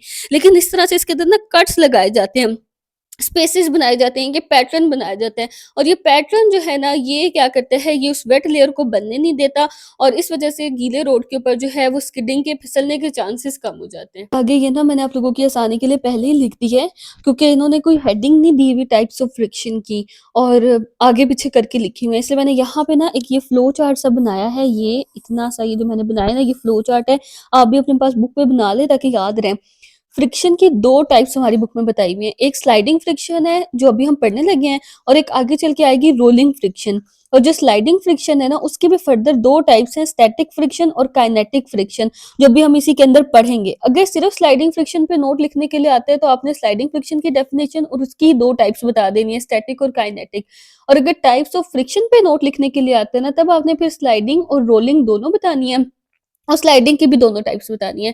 अच्छा, अब स्लाइडिंग फ्रिक्शन क्या होता है? एक ऐसी फ्रिक्शन होती है जब 2 सॉलिड चीज़ें, सॉलिड का मतलब क्या होता है? सॉलिड, लिक्विड, गैस, 3 स्टेट्स है ना हमारे पास, उसमें जो सॉलिड चीज़ें हैं ना, वो एक-दूसरे के ऊपर स्लाइड करें, सही है? एक-दूसरे के ऊपर जो है वो स्लाइड करेंगे, तो उसको हम क्या कहते हैं? Sliding friction. ये देखें, जैसे फॉर एग्जांपल अब ये स्टिकी नोट्स हैं, ये बुक के ऊपर ऐसे-ऐसे रगड़ खा रहे हैं ना, ऐसे-ऐसे स्लाइड कर रहे हैं, रगड़ खा रहे हैं इसके ऊपर, इसको हम कहते हैं स्लाइडिंग फ्रिक्शन। इसकी 2 टाइप्स हैं, एक स्टैटिक और एक काइनेटिक। अच्छा, अब स्टैटिक फ्रिक्शन जो है ना, वो एक ऐसी टाइप है जो किसी रुकी हुई चीज़ को रोक के रखती है। यानी जो चीज़ जो है कहीं पे पड़ी हुई है ना, उसको उसके ऊपर स्लाइड करने से रोकती है, उसको हम कहते हैं स्टैटिक फ्रिक्शन। फॉर एग्जाम्पल ये एक टेबल है ना, टेबल के ऊपर ये ब्लॉक या बुक कोई भी चीज़ पड़ी हुई है, तो इसको टेबल के ऊपर मूव करने से जब तक रोक के रखेगी जो फ्रिक्शन, उस ऑब्जेक्ट को मूव होने से जो रोकेगी, उसे हम कहते हैं स्टैटिक फ्रिक्शन। अच्छा, यहाँ पे वो ये कह रहे हैं कि आपने ना याद करना है पूरा, कि वो कह रहे हैं कि एक हमारे पास एक ब्लॉक है, जो एक हॉरिजॉन्टल हॉरिजॉन्टल होता है, ऐसी जो यू सरफेस होती है इसको हॉरिजॉन्टल कहते हैं, और ये जो सीधी होती है इसको, ऐसे जो सीधी होती है उसको वर्टिकल कहते हैं। अच्छा, इस सरफेस के ऊपर हमारे पास एक ब्लॉक पड़ा हुआ है। अब हमने क्या किया, इसके साथ ऐसे यहाँ पे ना रस्सी लगा के, और ये हमने ये व्हील से लगाया है और रस्सी बांधी है, और उसके नीचे हमने एक पैन लटका दिया, एक वजन लटका दिया है। अच्छा, अब क्या होगा, इसके अंदर फोर्स प्रोड्यूस होगी, रस्सी के अंदर भी खिंचाव आएगा जिसे हम टेंशन कहते हैं, और अब इसके ऊपर कौन कौन सी फोर्सेज एक्ट करें। एक तो इसका अपना वेट है जो डाउनवर्ड एक्ट कर रहे हैं, एम जी का मतलब क्या है, वेट है। उसके बाद क्या होता है, नॉर्मल फोर्स क्या होती है, कि जब भी इसका वेट डाउनवर्ड एक्ट करेगा, तो टेबल की जो फोर्स है उतनी ही फोर्स अपवर्ड एक्ट करेगी। ये एक रिएक्शन फोर्स भी हम इसको कह सकते हैं, या नॉर्मल फोर्स भी, एफ एन का मतलब है नॉर्मल फोर्स। अच्छा, अब और जो स्टैटिक फ्रिक्शन है ना, वो क्या कर रही है, वो इसको रोक रही है आगे की तरफ जाने से। जैसे अब ये पेन है, ये वजन है ना, वजन की वजह से ये ब्लॉक आगे को खींचेगा, लेकिन स्टैटिक फ्रिक्शन इसको वापस पीछे की तरफ खींच रही है, जिसकी वजह से ये बैलेंस हुआ हुआ है और ये मूव नहीं कर रहा, ब्लॉक जो है। अब ये देखें, ये नेट फोर्स मैंने आपको बताया था ना, एक चीज के ऊपर बहुत सारी फोर्सेस एक्ट कर रही होती हैं, और उन सारी फोर्सेस को हम नेट फोर्स कहते हैं। अब इसके ऊपर देखें कितनी सारी फोर्सेस एक्ट कर रही हैं। अब देखिए कौन सी फोर्स है, एफ। जो फोर्स है वो किसके इक्वल है, टेंशन। टेंशन क्या है, जो रस्सी में खिंचाव आ रहा है इसके इसके अंदर, इसके ऊपर वेट लटकाने से। अच्छा, अब वो क्या है, weight of the pen acts on the block. ये वो वेट है जो पेन के अंदर हमने डाला है ना, जो ब्लॉक के ऊपर एक्ट करवा रहा है इसको मूव करवाने के लिए। अब ये जो है, ये फोर्स ये कोशिश कर रही है, ये जो फोर्स है, टेंशन की जो फोर्स है, रस्सी में जो खिंचाव आ रहा है, वो ये कोशिश कर रही है कि ब्लॉक जो है वो आगे की तरफ खिंचता हुआ चला जाए, यानी पुल होके आगे चला जाए। और उसी टाइम पे जो स्टैटिक फोर्स है वो इस फोर्स को अपोज कर रही है, यानी रुकावट डाल रही है, और ब्लॉक को मूव करने से रोक रही है। तो ये जो अपोजिंग फोर्स है ना, जो ब्लॉक की मूवमेंट में रुकावट डाल रही है, इस फोर्स को हम क्या कहते हैं, स्टैटिक फोर्स, एफ एस। अच्छा, अब काइनेटिक फोर्स क्या होता है, काइनेटिक फोर्स ये होता है कि कोई चीज मूव होना शुरू हो जाए, यानी स्टैटिक फोर्स तो तब तक है ना जब तक ये मूव नहीं कर रहा। जब ये मूव होना शुरू हो जाएगा ना, तब इसको जो चीज, जो फोर्स रोकने की कोशिश करेगी, उसे हम कहते हैं काइनेटिक फोर्स। काइनेटिक मूवमेंट के लिए यूज होता है। अच्छा, अब वो कह रहे हैं कि अगर हम और ज्यादा वेट डालते जाएं इस पेन में, डालते जाएं, तो एक टाइम ऐसा आएगा कि वो जो वेट है ना, ये वाला, जो जो टेंशन है, खिंचाव है रस्सी के अंदर, स्ट्रिंग के अंदर, ये इस स्टैटिक फोर्स से बढ़ जाएगा। क्योंकि स्टैटिक फोर्स इसको कब तक रोकेगी, अगर हम वेट इंक्रीज करते जाएंगे ना, तो एक टाइम ऐसा आएगा कि स्टैटिक फोर्स रोक नहीं सकेगी, और ये वेट जो है स्टैटिक फोर्स से ज्यादा हो जाएगा, और ये जो ब्लॉक है ये मूव करने लग जाएगा, यानी इस सरफेस के ऊपर जो है ना स्लाइड करने लग जाएगा। अब जो इसकी मूवमेंट है वो स्लाइडिंग मूवमेंट है ना, क्योंकि ये दोनों सॉलिड सर्फेसेस है और ये इसके ऊपर ऐसे रगड़ खाता हुआ जाएगा सीधा बिल्कुल। तो इस मूवमेंट को हम क्या कहेंगे, स्लाइडिंग मूवमेंट कहेंगे, और इसकी वजह से जो फ्रिक्शन होगी उसे स्लाइडिंग फ्रिक्शन कहेंगे। अच्छा, अब ये सर्फेस के ऊपर स्लाइड करना शुरू हो जाएगा। अब क्या होगा, क्योंकि ये स्टैटिक फ्रिक्शन की भी तो एक लिमिट है ना, वो उसको कब तक रोकेगी। अब क्या होगा कि स्टैटिक फ्रिक्शन की लिमिट से जो है ज्यादा हो जाएगा इसका वेट, तो ये मूव करने लग जाएगा। और जब ब्लॉक स्लाइड करने लग जाएगा, फ्रिक्शन फिर भी एग्जिस्ट करेगी। ऐसा नहीं है कि फ्रिक्शन खत्म हो जाएगी, फ्रिक्शन फिर भी एग्जिस्ट करेगी। और इस फ्रिक्शन को हम क्या कहते हैं, उसको हम कहते हैं काइनेटिक फ्रिक्शन। जब तक चीज रुकी हुई है उसको रोक के रखने के लिए जो है वो स्टैटिक फ्रिक्शन होगी, और जब मूव करने लग जाएगी तब भी फ्रिक्शन एग्जिस्ट करेगी, और वो कौन सी होगी, काइनेटिक फ्रिक्शन। यहाँ पे वो कह रहे हैं कि कुछ फ्रॉग्स जो हैं वो ना ऐसे बिल्कुल वर्टिकल सरफेस, ऐसे यूं लटका हुआ जो पत्ता होता है ना उसके ऊपर भी जो है वो टिक जाते हैं, या उसके ऊपर भी क्या कर जाते हैं, क्लिंच क्लिंच होता है, चिपक जाना या अटक जाना किसी चीज के ऊपर। अब ये क्यों होता है, क्योंकि स्टैटिक फ्रिक्शन होती है ना इन दोनों के दरमियान में, फ्रॉग के जो पाँव हैं और लीफ के दरमियान में स्टैटिक फ्रिक्शन होती है जो रुकी हुई चीज को रोक के रखती है। तो फ्रॉग जो है वो यहीं पे क्या होते हैं, अटक के जाता है, रुक जाता है। जब एक स्पेस शटल यानी कि वो रॉकेट्स जो साइंटिस्ट जो है ना वो लॉन्च करते हैं स्पेस में, तो वो ऐसे रॉकेट्स होते हैं जो फिर वापस आ जाते हैं अर्थ के ना, मतलब वहां से स्पेस से वापस अर्थ में आ जाते हैं। तो जब एक ऐसा स्पेस शटल जो स्पेस से होके अब वापस जो है वो अर्थ के अंदर आ रहे होते हैं, तो जब वो अर्थ के एटमॉस्फेयर में दाखिल होते हैं ना, तो वहां पे क्या होता है कि उसका टेम्परेचर बढ़ जाता है। जाहिर है फ्रिक्शन है, एयर की फ्रिक्शन की वजह से, हमने अभी पीछे देखा भी है कि एयर की फ्रिक्शन होती है और उसकी वजह से जो है वो हीट प्रोड्यूस होती है और टेम्परेचर इंक्रीज हो जाता है। और हत्ता कि उस स्पेस शटल को जो टेम्परेचर है वो 950 डिग्री सेल्सियस तक जो है वो बढ़ जाता है। लेकिन साइंटिस्ट को ज़ाहिर है इस चीज़ का अंदाज़ा होता है, तो उन्होंने उसको इसी तरह से बनाया होता है कि वो उस टेम्परेचर को जो है वो ओवरकम कर लेता है और उसके अंदर कोई खराबी वगैरह नहीं होती। अच्छा, अब अगला हमारा जो कॉन्सेप्ट है ना, वो है टर्मिनल वेलोसिटी का। टर्मिनल वेलोसिटी क्या होती है? अच्छा, यहाँ पे वो ये सबसे पहले बता रहे हैं कि जब भी कोई ऑब्जेक्ट यानी कोई चीज़ जो है, जब वो फ्रीली गिर रही है यानी हवा में हमने उसको छोड़ दिया है, वो नीचे गिर रही है, तो उसके अंदर एक्सेलरेशन प्रोड्यूस होती है, ज़ाहिर है उसकी स्पीड चेंज होती है, एक्सेलरेशन प्रोड्यूस होती है और ग्रेविटी की वजह से होती है, जो हम उसे ग्रेविटेशनल एक्सेलरेशन कहते हैं, जिसकी वैल्यू क्या है 10 मीटर पर सेकंड स्क्वायर। लेकिन वो कह रहे हैं कि प्रैक्टिकली अगर हम देखें, हम कहते तो इस तरह से, लेकिन अगर हम उसको अमलन तौर पे देखें कि वो होता किस तरह से है असल में, हकीकत में, तो वो एक्सेलरेशन इससे डिफरेंट होती है। क्यों? क्योंकि सिर्फ ग्रेविटी तो नहीं ना उसके ऊपर एक्ट कर रही, ग्रेविटी की वजह से वो नीचे तो आ रहा है, लेकिन रास्ते में हवा भी तो है जो रुकावट पैदा कर रही है, एयर रेजिस्टेंस भी तो आ रही है, और एयर रेजिस्टेंस की वजह से उसकी स्पीड जो है वो स्लो हो सकती है। तो एयर रेजिस्टेंस ये चीज तय करती है कि वो ऑब्जेक्ट कितना तेजी से नीचे आएगा और कितनी उसकी जो है वो एक्सेलरेशन होगी। अब वो कह रहे हैं कि अगर हम एक क्रिकेट बॉल को, ये मैंने जितना जितना मार्क किया ना, आपने याद इतना इतना ही करना है। एक्सप्लेन मैं आपको सारा कर देती होती हूँ ताकि आपको कॉन्सेप्ट समझ आ जाए, लेकिन याद मैंने आपकी आसानी के लिए मार्क लगाए हुए हैं कि आपने कितना याद करना है। अच्छा, वो कह रहे हैं कि अगर हम एक क्रिकेट बॉल को जो है या फिर एक स्टाइरोफोम के पीस को नीचे फेंकते हैं कुछ हाइट से, और दोनों का हमने वेट सेम रखना है। अब आप देखिए, जो स्टाइरोफोम होते हैं, जो पॉलीस्टाइरीन के जो होते हैं पीसेस, जिसके ये मैं पिक्चर अटैच करती हूँ कि किस तरह के होते हैं, ये जो बने हुए होते हैं। अच्छा, अब इसका तो वेट बहुत कम होता है ना स्टाइरोफोम का। अगर हमने इसके वेट को क्रिकेट बॉल के जितना करना है, तो ज़ाहिर है अगर क्रिकेट बॉल इतनी सी है, तो स्टाइरोफोम का हमें इसके जितना वेट लेने के लिए इतना कोई बड़ा-सा पीस लेना पड़ेगा स्टाइरोफोम का। सही है, बहुत बड़ा-सा पीस लेना पड़ेगा। अब देखें, अगर हम इन दोनों को किसी हाइट से नीचे फेंकते हैं, अब अगर हम कहें इनके ऊपर सिर्फ ग्रेविटी एक्ट कर रही है और दोनों का वेट सेम है, तो इसका मतलब ये दोनों जो है वो सेम टाइप पे नीचे आके पहुँचेंगे, लेकिन ऐसा नहीं होता। असल में तो क्रिकेट बॉल फिर भी जल्दी आ जाएगी, चाहे दोनों का वेट सेम है। लेकिन फिर भी क्रिकेट बॉल ज़्यादा जल्दी नीचे आके गिरेगी और स्टाइरोफोम जो है वो आराम से आएगी, इसकी स्पीड कम होगी। ऐसा क्यों होगा? क्योंकि इनको रास्ते में एयर रेजिस्टेंस का भी सामना करना पड़ रहा है। सिर्फ ग्रेविटी नहीं है जिसकी वजह से ये नीचे आ रहे हैं। अच्छा, अब क्रिकेट बॉल का देखिए ना, सरफेस एरिया एरिया कितना कम है। अब अगर इसके ऊपर एयर रेजिस्टेंस आ भी रही है, इसके ऊपर एक्ट करे, तो बस इतनी सी एयर रेजिस्टेंस होगी और ये आराम से फौरन नीचे आ जाएगी। लेकिन इसके ऊपर देखिए कितनी ज़्यादा एयर रेजिस्टेंस एक्ट करे, क्योंकि इसका एरिया बड़ा है ना, तो एरिया बड़ा होने की वजह से इसके ऊपर रेजिस्टेंस ज़्यादा है, रुकावट ज़्यादा है, और ये जो है वो क्रिकेट बॉल से ज़्यादा टाइम लेगी नीचे आने में। अच्छा, ये देखिए यहाँ पे ये लिखा हुआ है कि ये स्लोली मूव करेगी और क्रिकेट बॉल जो है वो ज़्यादा जल्दी नीचे आ जाएगी। अब इन एक्सपेरिमेंट से हमें ये पता चला कि एक ऑब्जेक्ट जो है वो फास्ट कितना जल्दी गिरता है, यानी faster object falls the more air resistance will be exerted on it. जितना तेजी से वो नीचे आ रहा होगा उतनी ज्यादा एयर रेजिस्टेंस उसके ऊपर आएगी, और स्पीड जो है वो फाइनली हमारी जो है ना क्या हो जाती है, ग्रेविटी और एयर रेजिस्टेंस जो है वो बराबर हो जाती है। फॉर एग्जाम्पल, एक ऑब्जेक्ट जो है वो नीचे आ रहा है, गिर रहा है एक स्पीड के साथ, ये एक ऑब्जेक्ट है, ये नीचे गिर रहा है, ग्रेविटी की फोर्स इसको नीचे ला रही है, एयर रेजिस्टेंस जो है वो रुकावट पैदा कर रही है। लेकिन क्या होता है कि जब ये गिर रहा होता है ना, तो एक टाइम ऐसा आता है कि ये दोनों बराबर हो जाती है, यानी एयर रेजिस्टेंस की वजह से जितनी फोर्स लग रही है और ग्रेविटी की जितनी फोर्स इस पे लग रही है, वो दोनों क्या हो जाएंगी, एक दूसरे के इक्वल हो जाएंगी। उस टाइम पे क्या होता है, उस जो चीज़ है ना, जो भी नीचे गिर रही थी, उसकी स्पीड कांस्टेंट हो जाती है, यानी बिल्कुल फिर पूरे सफ़र में उसकी स्पीड सेम रहती है, ना बढ़ती है ना कम होती है, क्योंकि दोनों फोर्सेस जो है वो बैलेंस हो चुकी होती हैं। तो वो एक ही स्पीड से नीचे गिरती रहती हैं। अब जब स्पीड चेंज नहीं होगी, ज़ाहिर है जब स्पीड चेंज होती है तभी तो एक्सेलरेशन प्रोड्यूस होती है। एक्सेलरेशन क्या है? Change in velocity. अब जब वेलोसिटी चेंज ही नहीं हो रही, वो ऑब्जेक्ट सेम स्पीड से नीचे आ रहा है, अगर फॉर एग्जांपल उसकी स्पीड 10 मीटर पर सेकंड हो चुकी है, तो वो फिर पूरा टाइम जो है उसकी स्पीड 10 मीटर पर सेकंड ही रहेगी हर जगह पे। तो जब स्पीड चेंज ही नहीं हो रही, तो एक्सेलरेशन प्रोड्यूस नहीं होगी। तो ऐसे जो वेलोसिटी होती है ना, जो कांस्टेंट हो जाती है जब ग्रेविटी और एयर रेजिस्टेंस बैलेंस होने की वजह से, जब ये कांस्टेंट हो जाएगी स्पीड वेलोसिटी, वो ऑब्जेक्ट सेम वेलोसिटी से नीचे आएगा, एक्सेलरेशन उसके अंदर प्रोड्यूस नहीं होगी, उसको हम क्या कहते हैं? उसे हम कहते हैं टर्मिनल वेलोसिटी।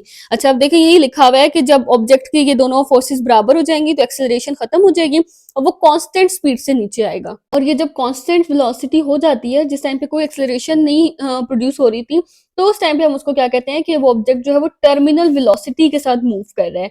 अच्छा, वो कह रहे हैं जो बहुत हैवी ऑब्जेक्ट्स होते हैं, बहुत भारी-भारी, जैसे स्पेस के अंदर ये मेटेओरॉइड्स होते हैं, जो स्पेस में ये रॉक्स होते हैं, पत्थर वगैरह होते हैं, मेटेओरॉइड्स वगैरह, एस्टेरॉइड्स वगैरह जो स्पेस से अर्थ की तरफ आ रहे होते हैं। अब ऐसा नहीं है कि उसका वो बहुत ज़्यादा हैवी है, ये बहुत ज़्यादा भारी है, तो उसकी वेलोसिटी बहुत ही ज़्यादा हो जाएगी, इनफाइनाइट हो जाएगी मतलब, लेकिन ऐसा नहीं होता, हर चीज़ की स्पीड की एक लिमिट होती है। आगे वो कह रहे हैं कि ये प्रिंसिपल जो है वो सबसे बेस्ट पैराट्रूपर्स पर अप्लाई होता है। पैराट्रूपर्स कौन होते हैं? जो पैराशूट के ज़रिए से नीचे आ रहे होते हैं। अब क्या होता है कि पैराशूट के ऊपर जो है वो एयर रेजिस्टेंस एक्ट कर रही होती है। पैराशूट तो पता है कितना बड़ा-सा होता है, तो उसका तो सरफेस एरिया बहुत ही ज़्यादा हो जाता है ना, तो उसके ऊपर एयर रेजिस्टेंस एक्ट कर रही होती है। साथ ही जो है वो भी उसके ऊपर एक्ट कर रही होती है, ग्रेविटी भी। तो उस टाइम पे क्या होता है कि उसकी ये दोनों की फोर्सेस बैलेंस हो जाती हैं और वो एक बिल्कुल सेफ वेलोसिटी के साथ नीचे आता है। यानी जो वो डिसेंड कर रहा होता है, नीचे आ रहा होता है, वो बिल्कुल उसकी वेलोसिटी सेफ हो जाती है, सही हो जाती है, ना वो इंक्रीज़ होगी, ना डिक्रीज़ होगी, वो एक टर्मिनल वेलोसिटी के साथ जो है वो नीचे आ जाता है।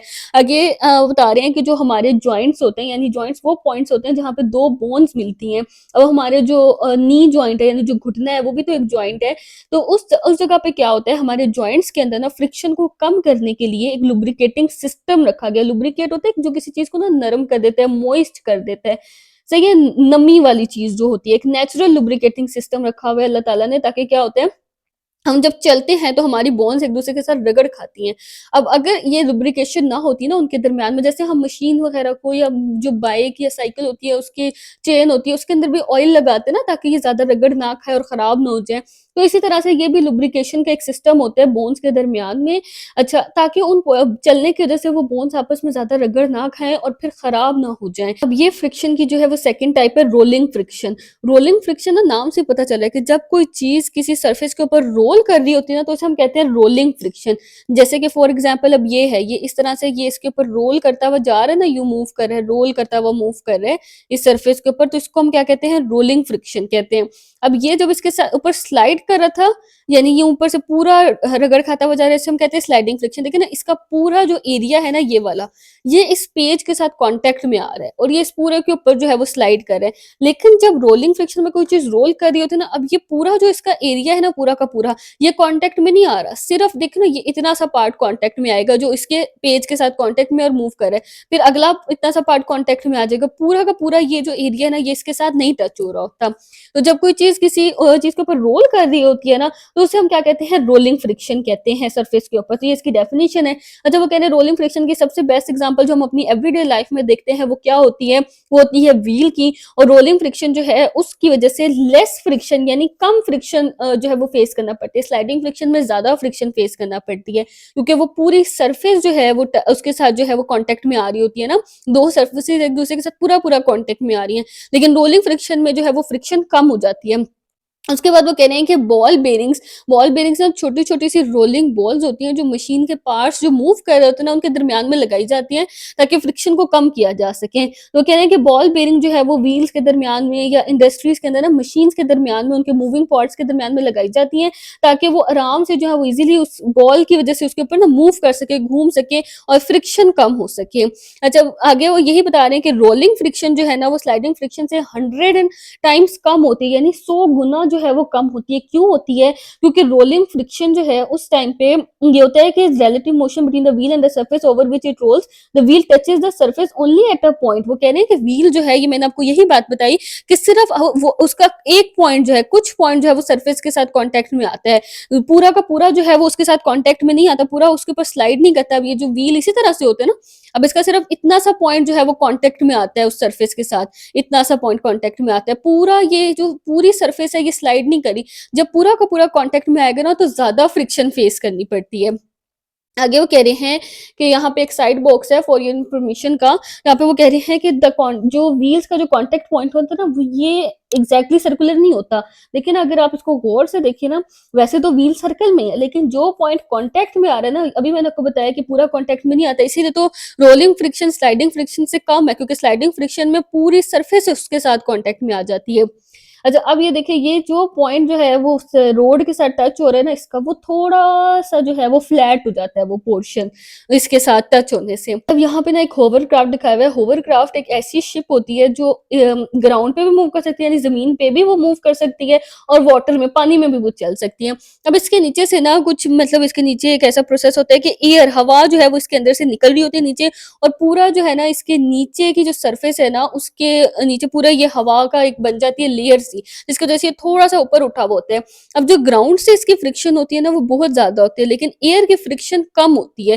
तो इस वजह से ये डायरेक्ट ग्राउंड के साथ कॉन्टैक्ट में नहीं आता और इसको कम फ्रिक्शन या कम रेजिस्टेंस या कम रुकावट जो है वो फेस करना पड़ती है। यहाँ पे ना कुछ मेथड्स, कुछ तरीके बताए हुए हैं फ्रिक्शन को कम करने के। अब ज़ाहिर है रुकावट है, एनर्जी वेस्ट हो रही है उसकी वजह से, फ़ायदा भी है उसका लेकिन नुकसान भी तो हो रहा है।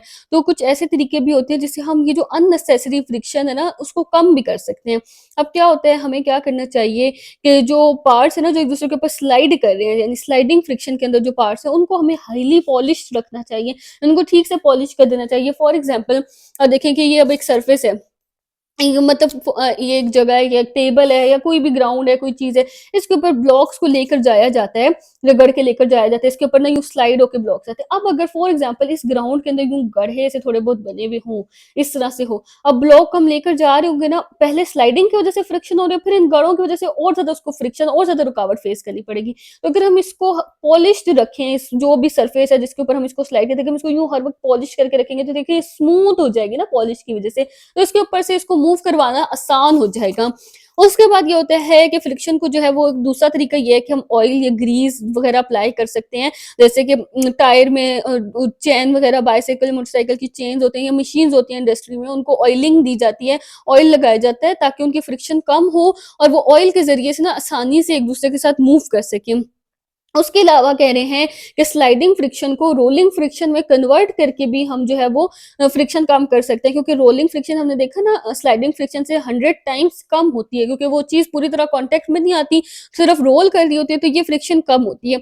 अब एक तरीका ये है कि बॉल बेयरिंग्स को यूज़ किया जाए। ये देखें ना, ये जो इनके अंदर छोटे-छोटे बॉल्स लगे होते हैं, ये बॉल्स भी अंदर घूम रही होती हैं और इसकी वजह से जो है ये ज़ाहिर है ये अंदर रोल कर रही होती हैं और इसकी वजह से मूवमेंट आसान हो जाती है। अब अगर आप एक फॉर एग्ज़ाम्पल एक ज़मीन के ऊपर कोई संदूक खींच के लेके जा रहे हैं, एक बड़ा-सा संदूक है, आप ज़मीन के ऊपर उसको यूँ करके खींच के लेके जा रहे हैं, तो वो खींच के लेके जाना बहुत मुश्किल होगा, लेकिन अगर आप उसके नीचे टायर लगा देंगे, तो वो रोल होके बड़ी आसानी से चला जाएगा। इस तरह से हम स्लाइडिंग फ्रिक्शन को रोलिंग फ्रिक्शन में कन्वर्ट करके ईज़िली मूव करवा सकते हैं और फ्रिक्शन को कम कर सकते हैं। एक और हमारे पास क्या चीज़ है कि फ्रिक्शनल फ़ोर्स जो है ना वो सॉलिड्स के दरमियान में सिर्फ सॉलिड्स के दरमियान में एक्ट नहीं करती, बल्कि व्हीकल्स जो हमारे पास ये गाड़ियाँ चलती हुई जा रही हैं ना, इनके दरमियान में भी होती है, जहाज़, शिप्स, इन सब के दरमियान में जो वो फ्रिक्शन एक्ट कर रही होती है। अब चाहे वो एयर में से गुज़र रहे हैं, चाहे वो पानी में से गुज़र रहे हैं, जिधर से भी वो गुज़र रही है ना एरोप्लेन्स या शिप्स वग़ैरह जो हैं, उनके दरमियान में जो है वो फ्रिक्शन एक्ट कर रही होती हैं।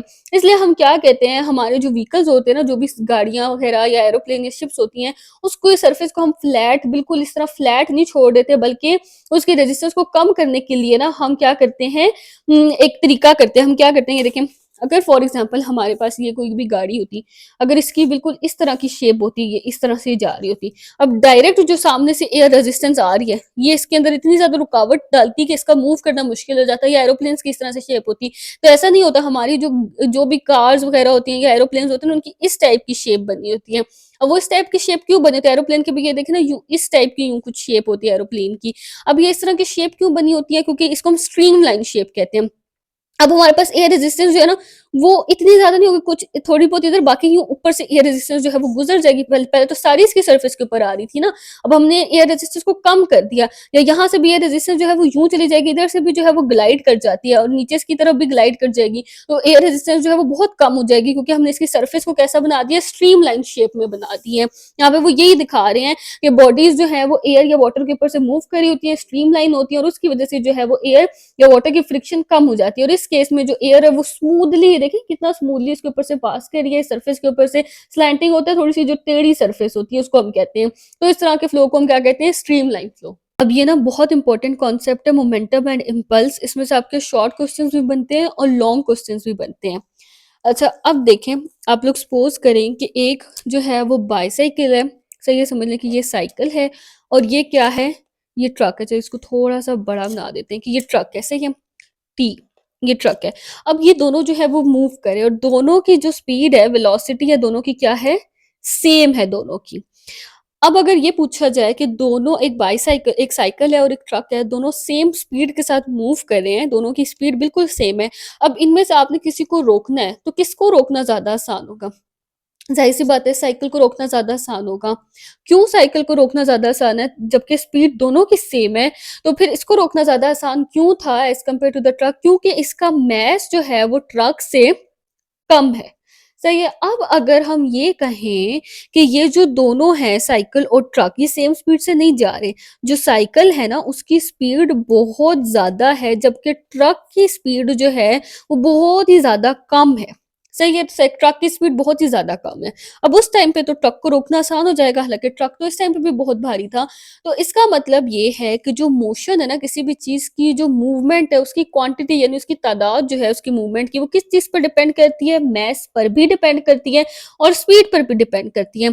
जब स्पीड सेम थी तब भी कम मास वाली चीज़ को रोकना ज़्यादा आसान था, सही है? और जब हमने जो है वो स्पीड बहुत ज़्यादा कम कर दी, तो फिर ज़ाहिर है जिसका मास ज़्यादा था उसकी अगर स्पीड बहुत कम होगी तब उसको रोकना आसान हो गया। तो मास और स्पीड दोनों के ऊपर जो है वो मोशन डिपेंड कर रही है, और जब हम मास और स्पीड दोनों के अकॉर्डिंग मोशन को देखते हैं ना, और हम कहते हैं कि जो क्वांटिटी ऑफ मोशन है वो मास और स्पीड पर डिपेंड करती है, तो उसको हम क्या कहते हैं? उसे हम कहते हैं मोमेंटम। और मोमेंटम को हम इससे पी से, इस तरह के पी से डिनोट करते हैं, और वो किसके इक्वल होता है? मास मल्टीप्लाई बाय वेलोसिटी के। देखिए यहाँ पे यही बताया हुआ है कि एक बाइसिकल और एक ट्रक है, वो मूव कर रहे हैं सेम स्पीड के साथ, दोनों में से किसको रोकना आसान है? ज़ाहिर है, ऑब्वियस सी बात है, बाइसिकल को उस टाइम पे रोकना आसान है। ये हमारी एक कॉमन ऑब्जर्वेशन है। तो जितना ज़्यादा मास होगा, उसका क्वांटिटी जो है वो मोशन की उतना ज़्यादा होगी। ज़ाहिर है, ट्रक का मास बहुत ज़्यादा था, तो उसकी मोशन ज़्यादा थी, चाहे स्पीड उसकी सेम थी साइकिल की जैसे, लेकिन ज़्यादा मास की वजह से उसकी मोशन ज़्यादा थी, तो उसको रोकना मुश्किल हो गया था। और जब हमने स्पीड की बात की, तो हमने जब बाइसाइकिल की स्पीड बहुत बढ़ा दी, तो चाहे उसका मास कम था, लेकिन उस टाइम पे फिर उसको रोकना मुश्किल हो गया। हमने दोनों एग्जांपल्स के साथ इसको डिस्कस कर लिया है। इसे हम क्वांटिटी ऑफ मोशन कहते हैं, और इसको हम इस पी से डिनोट करते हैं। The momentum of a moving body, momentum की डेफिनेशन हमारे पास क्या है कि मोमेंटम प्रोडक्ट होता है। प्रोडक्ट क्या होता है? यानी मल्टीप्लाई करना। हम किसी चीज़ को मल्टीप्लाई करने को कहते हैं प्रोडक्ट, यानी मल्टीप्लाई करने से जो आंसर आता है। तो मोमेंटम जो है वो मास एंड वेलोसिटी का प्रोडक्ट होता है। ये एक वेक्टर क्वांटिटी है, ज़ाहिर है इसके अंदर वेलोसिटी आ रहा है। वेलोसिटी क्या है? स्पीड की वेक्टर होते हैं ना ये, और इसके अंदर मैग्नीट्यूड एंड डायरेक्शन दोनों होती हैं, तो मोमेंटम भी एक वेक्टर क्वांटिटी है। मोमेंटम का ऐसा यूनिट हमारे पास क्या होता है? किलोग्राम मीटर पर सेकंड, जो कि न्यूटन सेकंड के इक्वल होता है। ये दोनों आपको पता होना चाहिए, ये अक्सर एमसीक्यूज में कंफ्यूज कर देते हैं इस दूसरे यूनिट को लेके। अब किलोग्राम मीटर पर सेकंड क्या है? किलोग्राम हो गया ना हमारे पास से ये मास का, और वेलोसिटी क्या होती है? मीटर पर सेकंड के होता है इसका यूनिट, तो किलोग्राम मीटर पर सेकंड हो गया, जो कि न्यूटन सेकंड के इक्वल होता है। अब आगे ना बहुत इंपॉर्टेंट डेरिवेशन है, हम इसकी डेरिवेशन से ना क्या नाम है, मोमेंटम की डेरिवेशन से हम आगे इम्पल्स की डेरिवेशन भी बनाने वाले हैं। वो कह रहे हैं कि जब एक बॉल है उसको कौन हिट किया, बैट से हमने एक बॉल को हिट किया। अब क्या होता है कि जैसे बैट के ऊपर तो बिल्कुल ये 1 सेकंड में बॉल टच होके आगे चली जाती है, तो फोर्स जो बॉल के ऊपर लगी वो बहुत थोड़े टाइम के लिए लगी ना, ज्यादा देर के लिए तो फोर्स नहीं लगी। ये तो नहीं है ना कि बॉल आके बैट के पहले ऊपर पड़ी रही और उसके ऊपर फोर्स लगी और फिर वो स्लो स्लो गई, ऐसा नहीं होता। 1 सेकंड से भी कम टाइम में बॉल जो है वो बैट के ऊपर टच होके चली भी जाती है। तो जो टाइम इंटरवल है ना, टाइम ड्यूरेशन वो बहुत कम होती है इस फोर्स की। तो इस केस में हम एग्जैक्टली फोर्स को कैलकुलेट नहीं कर पाते कि कितनी फोर्स लगी, जाहिर है क्योंकि हमें नहीं पता कि कितने, अगर हम किसी टेबल को धक्का दे के पुल करके आगे लेके जा रहे हैं ना, उसको हम अच्छी खासी काफी टाइम के लिए फोर्स लगाते रहेंगे, हमारी हैंड्स की फोर्स जो है वो टेबल में ट्रांसफर होती जाएगी, टेबल आगे चलता जाएगा। लेकिन जब ये बॉल हिट हुई है, ये बिल्कुल 1 सेकंड से भी कम टाइम में हिट होके आगे चली गई, इस टाइम पे हम फोर्स की वैल्यू को कैलकुलेट नहीं कर सकते कि कितनी एक फोर्स लगी। अच्छा, अब वो हम कैसे कैलकुलेट करेंगे? देखिए, सबसे पहले वो कह रहे हैं कि इनिशियल वेलोसिटी जो है वो क्या होती है, वी.आई। इनिशियल क्या होती है, स्टार्ट में जो वेलोसिटी थी, यानी बैट को हिट होने से पहले जो बॉल की वेलोसिटी थी उस टाइम पे, और फिर हिट होने के बाद जो उसकी वेलोसिटी थी, फाइनल वेलोसिटी। कोलिजन के बाद, कोलिजन होता है हिट होना, दो चीजों का ना टकरा जाना आपस में। अच्छा, अब देखिए यहाँ पे हम इसके फॉर्मूला को ड्राइव करते हैं। एक्सेलरेशन हमारे पास क्या होता है, change in velocity, change in velocity, और चेंज को मैंने आपको पिछले चैप्टर में बताया था, हम ऐसे ये डेल्टा का साइन डालते हैं। Change in velocity divided by time, यानी जितना टाइम लगा, जितने टाइम में जितना स्पीड में चेंज आया उसे हम क्या कहते हैं, एक्सेलरेशन कहते हैं।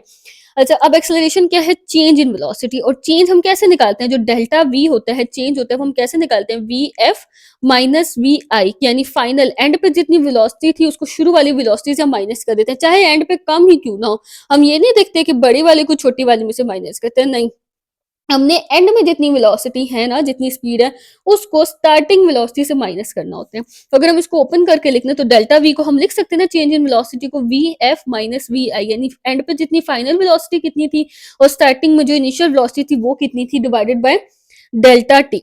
सही है, यहाँ तक हमने एक दफा एक्सेलरेशन को लिख लिया है। इसका फॉर्मूला ये वही है जो हमने पिछले चैप्टर में पढ़ा था।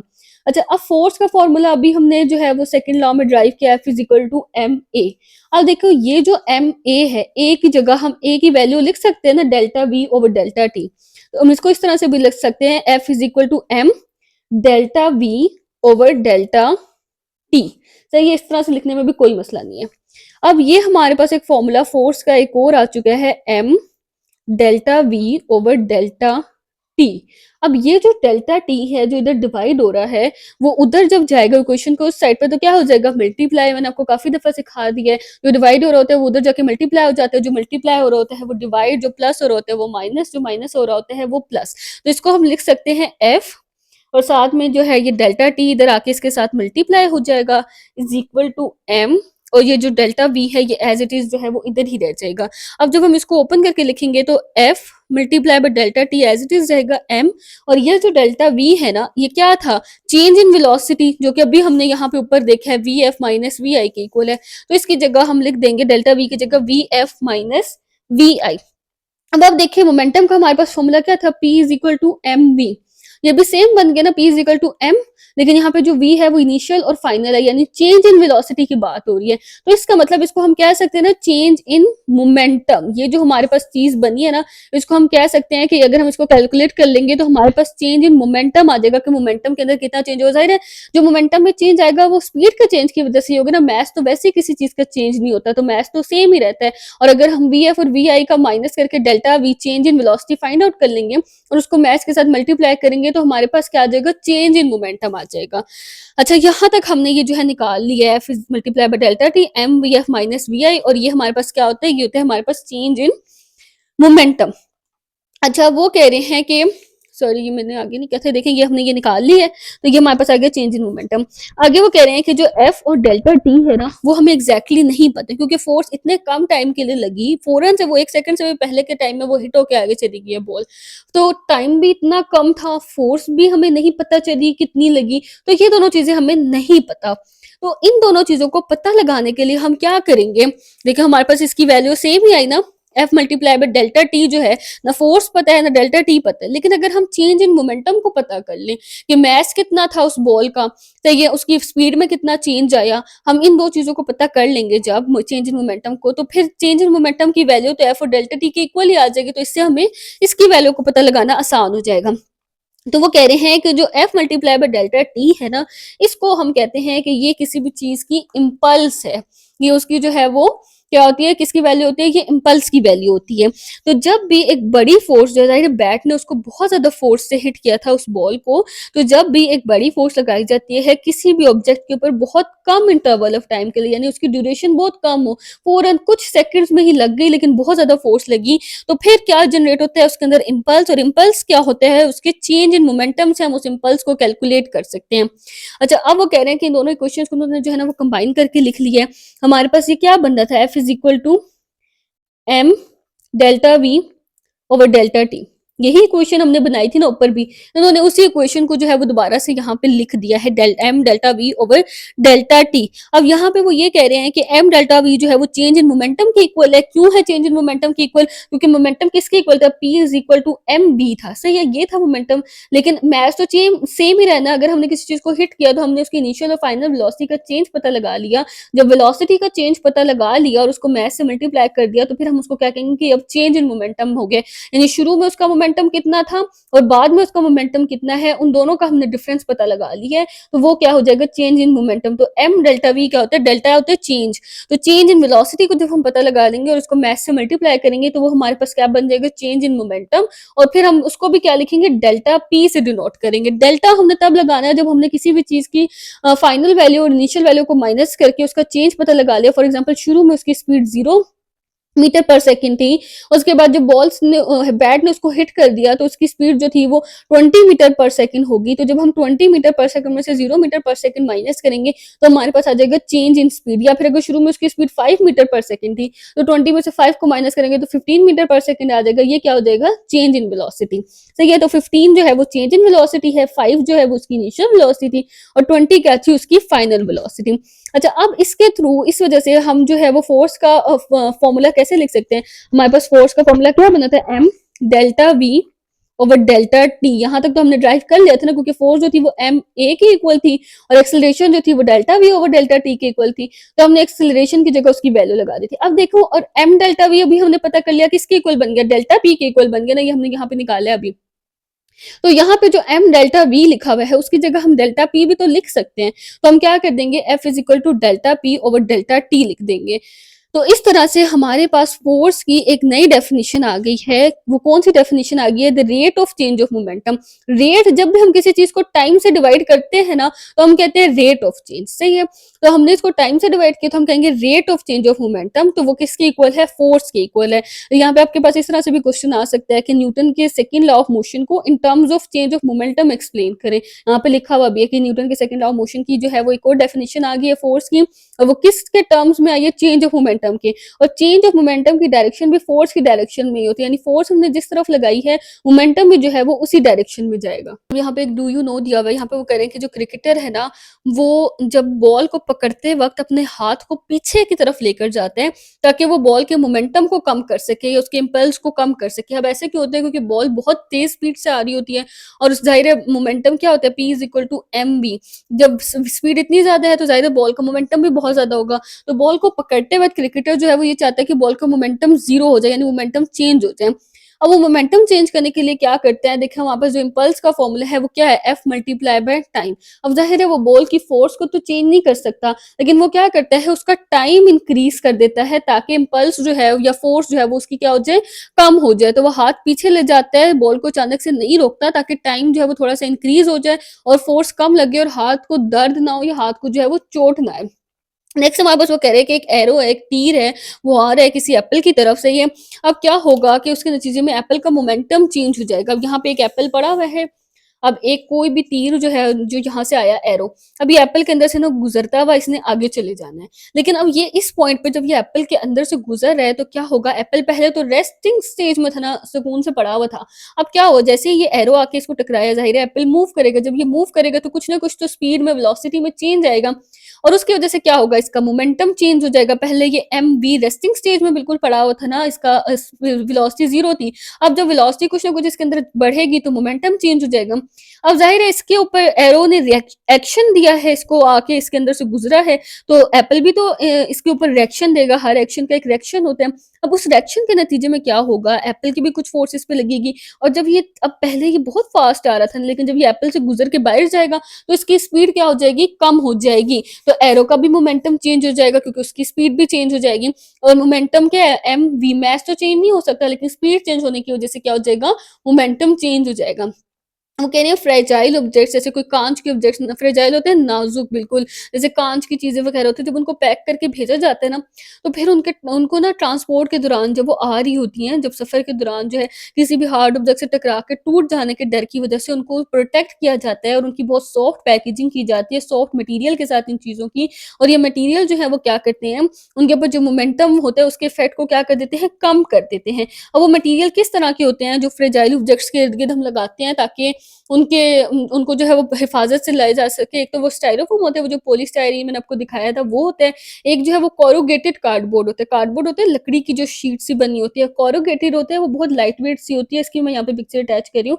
वो ना उसके अंदर काफ़ी लेयर्स सी बनी हुई होती हैं। तो इस तरह के कार्डबोर्ड से उसको प्रोटेक्ट किया जाता है, या फिर बबल रैपिंग, जो बबल शीट होती है उससे रैप कर दिया जाता है ताकि जो फ्रेजाइल ऑब्जेक्ट्स हैं, जो नाजुक चीज़ें हैं, उनको टूटने से बचाया जा सके। आगे ना इन्होंने क्रम्पल ज़ोन्स के बारे में बताया हुआ है। क्रम्पल ज़ोन गाड़ी का या किसी भी ऑटोमोबाइल का वो हिस्सा होते हैं जो एक्सीडेंट के वक़्त ना जानबूझ के मुड़ जाते हैं। क्रम्पल होते हैं ना, मुड़ जाना, कोई कोई पेज होता है जिसको हम यूँ मरोड़ देते हैं, हम कहते हैं कि उसको हमने क्रम्पल कर दिया। क्रम्पल ज़ोन वो होता है ताकि वो मुड़ जाता है, और वो क्यों मुड़ जाता है, ताकि पैसेंजर्स जो भी गाड़ी के अंदर लोग बैठे हुए हैं ना, उनको जो लगने वाली फ़ोर्स है, ये चोट है, वो कम हो जाए। एक्सीडेंट के टाइम पे ये मुड़ जाता है। तो इसके पीछे क्या साइंस है? ऐसे होता है कि देखो, हमने फ़ोर्स का भी फ़ॉर्मूला देखा, फ़ोर्स का हमारे पास फ़ॉर्मूला क्या आया था? Change in momentum over time, सही है? ये हमारे पास फ़ॉर्मूला था। इसका मतलब जित टाइम और फ़ोर्स जो है वो इनवर्सली प्रोपोर्शनल है ना, जितना ज़्यादा टाइम लगेगा फ़ोर्स उतनी कम हो जाएगी और जितना कम टाइम लगेगा फ़ोर्स उतनी ही ज़्यादा होगी। अब अगर जो है गाड़ी बहुत तेज़ स्पीड से चल रही है और कोई एक्सीडेंट होता है, ज़ाहिर है बहुत तेज़ स्पीड से चल रही है, वी ज़्यादा है, मोमेंटम क्या होता है, P is equal to mv। अगर वी बहुत ज़्यादा है तो इसका मतलब उसका मोमेंटम भी बहुत ज़्यादा है। अच्छा, अब क्या होगा कि जब एक्सीडेंट होगा और वो अचानक से रुक जाएगी तो उसको टाइम अगर कम मिलेगा, ज़ाहिर है जब टाइम कम मिलेगा तो फ़ोर्स बहुत ज़्यादा होगी, वो ज़्यादा फ़ोर्स से रुकेगी और पैसेंजर्स को जो है वो चोट आने के ज़्यादा चांसेस होंगे और ज़्यादा चोट आएगी। लेकिन अब क्रम्पल ज़ोन क्या करता है, ये मुड़ जाता है एक्सीडेंट के टाइम पे और जो गाड़ी है ना उसको रुकने का टाइम बढ़ा देता है। तो जब टाइम बढ़ जाएगा तो क्या होगा, फ़ोर्स कम हो जाएगी और फ़ोर्स से अगर जो है वो टक्कर होगी तो पैसेंजर्स जो है वो सेफ रहेंगे। तो क्रम्पल ज़ोन इसीलिए होता है ताकि वो किसी भी एक्सीडेंट वगैरह के टाइम पे क्या कर ले, उसके इम्पैक्ट को कम कर दे। और क्रम्पल ज़ोन जो है मतलब फ्रंट पे भी होते हैं और बैक पर भी होते हैं, और ये जब भी क्रैश हो रहा होता है तो उस टाइम पे उसकी एनर्जी को एब्ज़ॉर्ब कर लेते हैं, यानी एनर्जी को जो है वो कम कर देते हैं ताकि जो उसके अंदर पैसेंजर्स हैं, ये ऑक्यूपेंट्स हैं, जो कार के अंदर लोग बैठे हैं ना, उनको चोट ना आए ज़्यादा। आगे जो ये आपकी एग्ज़ाम्पल्स हैं चैप्टर्स की, ये इंशाल्लाह हम एक सेपरेट टॉपिक में, एक सेपरेट लेक्चर में इनको समझेंगे। अब आप कह रहे हैं लास्ट टॉपिक है इस चैप्टर का और बहुत ज़्यादा इम्पोर्टेंट टॉपिक है, लॉन्ग क्वेश्चन के लिए भी और शॉर्ट के लिए भी, और लॉन्ग के लिए तो ख़ास तौर पे।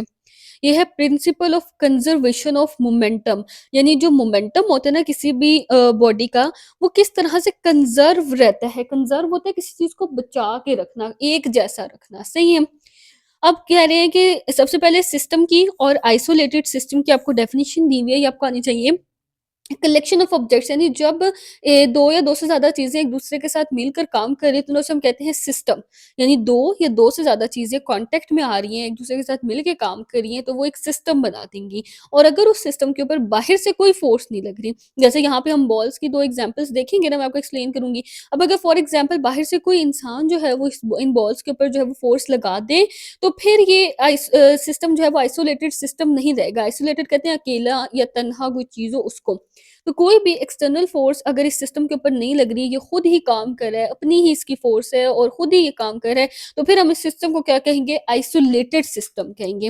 अच्छा, अब यहाँ पे ना एक एग्ज़ाम्पल दी हुई है, मैं आपको वो एक्सप्लेन करती हूँ। देखिए हमारे पास 2 बॉल्स हैं, सही है?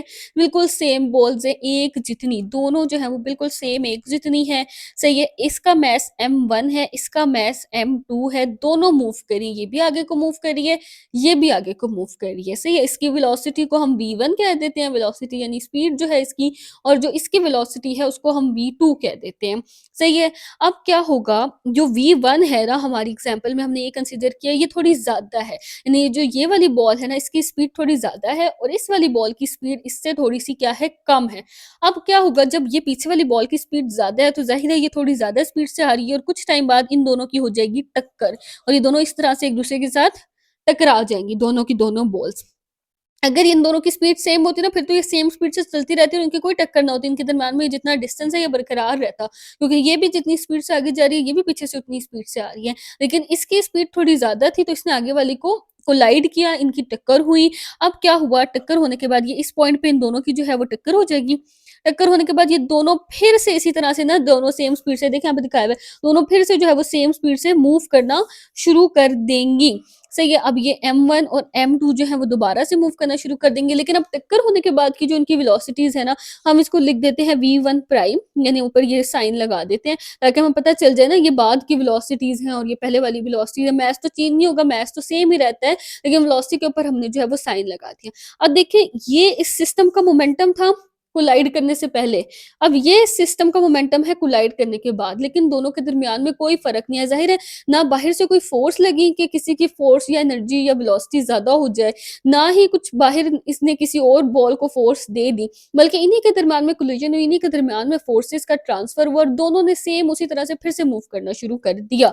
तो जो मोमेंटम पहले था वही मोमेंटम बाद में रहेगा। तो आइसोलेटेड सिस्टम्स के अंदर क्या होता है, मोमेंटम सेम रहता है, चाहे जो हो जाए, हम आपस में ही उनकी फ़ोर्सेस या ट्रांसफ़र होती रहती हैं, तो उनका मोमेंटम जो है वो चेंज नहीं करता। तो यहाँ पे वो यही कह रहे हैं कि 2 हमारे पास जो बॉल्स हैं, और एक बॉल का मास m1, एक का m2, एक की वेलोसिटी v1, एक की v2, और जो v1 है वो थोड़ी ज़्यादा है v2 से। अब ये बॉल्स जो है इस तरह से दोनों कोलाइड करेंगी और कोलाइड होने के बाद उनकी वेलोसिटीज़ क्या हो जाएँगी, v1 प्राइम और v2 प्राइम। अब कोलिजन से पहले, कोलाइड करने से पहले इनका मोमेंटम क्या था? देखिए, अगर मैं कोलाइड होने से पहले इस सिस्टम का टोटल मोमेंटम लिखना चाहूँ, ये जो सिस्टम है, इसका टोटल मोमेंटम मैं कोलाइड होने से पहले लिखूँ, देखिए इसके अंदर 2 बॉल्स हैं और मोमेंटम हमारे पास किसके इक्वल होता है? mv के इक्वल होता है ना? लेकिन अब 2 बॉल्स हैं, तो अगर मैंने इसका टोटल मोमेंटम लिखना है, तो पहली बॉल का क्या है? m1 v1, क्योंकि इसके मास को हमने m1 से डिनोट किया, वेलोसिटी को v1 से, और दूसरी बॉल का क्या है? m2 v2, और अगर मैंने टोटल लिखना है तो मैं इन दोनों को प्लस करके लिखूँगी, और अगर मैंने इस सिस्टम का लिखना है तो फिर मैं क्या करूँगी, m1 और v1 प्राइम प्लस m2 और v2 प्राइम। तो इसी तरह से उन्होंने लिखा है कि कोलिजन से पहले हमारे पास ये था मोमेंटम और कोलाइड होने के बाद हमारे पास ये हो गया मोमेंटम। तो इसको हम कहते हैं principle of conservation of momentum, क्योंकि कोलाइड करने से पहले भी मोमेंटम यही था और कोलाइड होने के बाद भी मोमेंटम सेम ही है। तो अगर हमारे पास कोई आइसोलेटेड सिस्टम है जिसके ऊपर कोई एक्सटर्नल फोर्स बाहर से एक्ट नहीं कर रही, तो उस केस में चाहे उनके दरमियान में कोलिजन्स हो रही हैं, तो लेकिन फोर्सेस उनकी आपस में ही ट्रांसफर हो जाएंगी, तो फाइनल जो टोटल मोमेंटम है सिस्टम का, जो इनिशियल मोमेंटम था शुरू में था और जो बाद में कोलाइड होने से पहले जो मोमेंटम था और कोलाइड होने के बाद जो मोमेंटम था उस सिस्टम का, वो सेम ही रहेगा। तो इस तरह से हमारे पास मोमेंटम क्या रहता है, कंजर्व रहता है, यानी बचा रहता है, सेम रहता है। अच्छा, total momentum of the system before collision is equal to total momentum of the system after collision. Collide होने से पहले, टकराने से पहले भी मोमेंटम यही था और टकराने के बाद भी मोमेंटम यही था, और पहले क्या था, m1v1 प्लस m2v2, और बाद में भी क्या हो गया, m1v1 प्लस m2v2, ये और ऊपर ये हमने छोटा सा ये साइन लगा देना है कि ये बाद वाली वेलोसिटीज है। इसकी हमें ना एक और एग्जांपल दी हुई है इसको समझने के लिए। ये देखिए, अब हमारे पास इसी तरह से 2 बॉल्स हैं, बिल्कुल आइडेंटिकल, बिल्कुल सेम मास की ये 2 बॉल्स हैं हमारे पास। इसका मास m1 है और इसका मास m2 है। ये वाली जो बॉल है ना m2 वाली, इसकी स्पीड 0 है। इसका क्या मतलब है, ये रेस्ट पर है, ये रुकी हुई है, ये मूव नहीं कर रही। लेकिन ये वाली जो बॉल है ना, इसकी कुछ स्पीड है v1, वेलोसिटी के साथ ये मूव करती हुई आ रही है।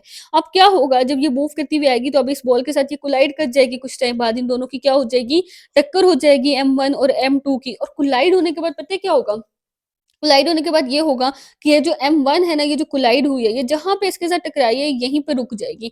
इसकी जो वेलोसिटी है ना, यानी जो v प्राइम अब इसका हो जाएगा वो 0 हो जाएगा, ये यहाँ पे रुक जाएगी। और ये वाली जो बॉल थी ना M2 जो पहले रुकी हुई थी, इसने क्या किया अपनी जो एनर्जी थी वो इसको ट्रांसफ़र कर दी कोलाइड होने के बाद, और इसकी एनर्जी इसके अंदर ट्रांसफ़र होने की वज़ह से क्या हो जाएगा कि ये जो है ये मूव करने लग जाएगी। जितनी स्पीड से ये आई थी ना, ये V1 जिस स्पीड से के साथ V1 आई थी, ये सेम उसी स्पीड के साथ मूव करने लग जाएगी। अच्छा, जो पिछला सिस्टम था ना जिसमें दोनों मूव कर रही थी, लेकिन जो पिछले वाली थी उसकी स्पीड थोड़ी ज़्यादा थी, वो आगे वाले से टकराई, उसकी एनर्जी थोड़ी-सी इसके अंदर ट्रांसफ़र हुई और उसके बाद वो दोनों सेम स्पीड से मूव करेंगी। वो मैं वहाँ पे पॉइंट मेंशन करना भूल गई थी। वो दोनों वहाँ पे उसके बाद सेम स्पीड के साथ मूव करने लग जाएँगी। उसकी एनर्जी जो उसके अंदर थोड़ी-सी ज़्यादा थी ना V1 के अंदर, उसमें से थोड़ी-सी V2 को ट्रांसफ़र कर देगी और फिर दोनों की एनर्जी लेवल हो जाएगी। लेकिन रहेगी सेम, जो पहले थी वही बाद में भी रहेगी, यानी टोटल जो है वो उनका सेम ही रहेगा। यहाँ पे भी देखिए अब टोटल सेम रहेगा, क्यों? क्योंकि देखिए पहले V1 फॉर एग्ज़ाम्पल समझ लें 10 मीटर पर सेकंड की स्पीड के साथ मूव करती हुई आ रही थी। मास जो था दोनों का हम समझ लेते हैं 1-1 केजी था, सही है? इसका भी 1 केजी मास है, इस बॉल का भी 1 केजी मास है। पहले इसकी स्पीड 0 थी और इसकी 10 थी। अब यहाँ पे क्या हो जाएगा, इसकी स्पीड 0 हो जाएगी, टकराने के बाद ये रुक जाएगी और ये जो बॉल थी आगे वाली जो पहले रेस्ट पर थी, अब ये मूव करने लग जाएगी। अब इसकी स्पीड हो जाएगी 10 मीटर पर सेकंड, क्योंकि ये सेम स्पीड से मूव करेगी। ये अपनी पूरी एनर्जी इसको ट्रांसफर करके रुक जाएगी। अब अगर हम इस मोमेंटम का टोटल निकालें, तो हमारे पास टोटल मोमेंटम कैसे आएगा, m1 v1 plus m2 v2, ऐसे आएगा ना टोटल मोमेंटम। अब m1 हमारे पास क्या है यहाँ पे 1 केजी और v1 क्या है 10, तो m1 और v1 को मल्टीप्लाई करें तो 10 और 1 को मल्टीप्लाई करने से 10 ही आते हैं, प्लस m2 और v2 को मल्टीप्लाई करें, मास कितना है यहाँ पे 1 केजी ही है और v2 हमारे पास कितना है 0 है, तो 1 को 0 से मल्टीप्लाई करेंगे तो 0 हो जाएगा और 10 और 0 को प्लस करके यहाँ पे हमारे पास मोमेंटम कितना बन रहा था 10। अब अगर हम यहाँ पर बात करें, तो यहाँ पे देखिए मोमेंटम टोटल कैसे निकालेंगे, m1 v1 plus m2 v2। अब जो m1 है वो भी 1 केजी है, ज़ाहिर है ये वही बॉल्स है, मास तो नहीं ना इनका चेंज हो जाएगा, 1 केजी ही है। अब जब हम इसके 1 को 0 से मल्टीप्लाई करेंगे m1 को v1 से, सॉरी यहाँ पे प्राइम ये साइन तो डाला ही नहीं मैंने क्योंकि ये बाद वाला मोमेंटम है, तो ये साइन्स लगाने हैं अपने। फाइनल मोमेंटम की बात करें, ये इनिशियल मोमेंटम था ऊपर वाला, ये देखें पी आई इनिशियल मोमेंटम था और ये पी एफ है हमारे पास फाइनल मोमेंटम है। अच्छा, अब m1 कितना है 1 केजी, जब 1 को 0 से मल्टीप्लाई करेंगे तो हमारे पास क्या आ जाएगा 0 प्लस m2 यहाँ पर कितना है 1 केजी है, इसको 10 से मल्टीप्लाई करेंगे तो क्या आ जाएगा 10 और 10 और 0 को प्लस करने से 10, तो जो शुरू में मोमेंटम था, इनिशियल मोमेंटम था, वही फाइनल मोमेंटम है।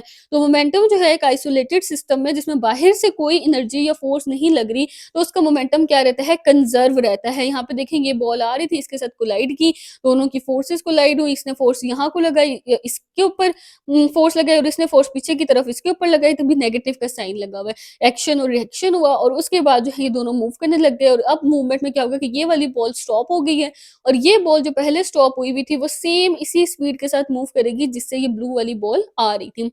अच्छा, मैंने यहाँ पे ऑप्शनल इसलिए लिखा है कि अगर कोई बच्चा चाहता है तो लॉन्ग क्वेश्चन में आए आए जब ये क्वेश्चन, तो जहाँ से मैंने शुरू में मार्क करवाया वहाँ से लेके बस यहाँ तक कर ले।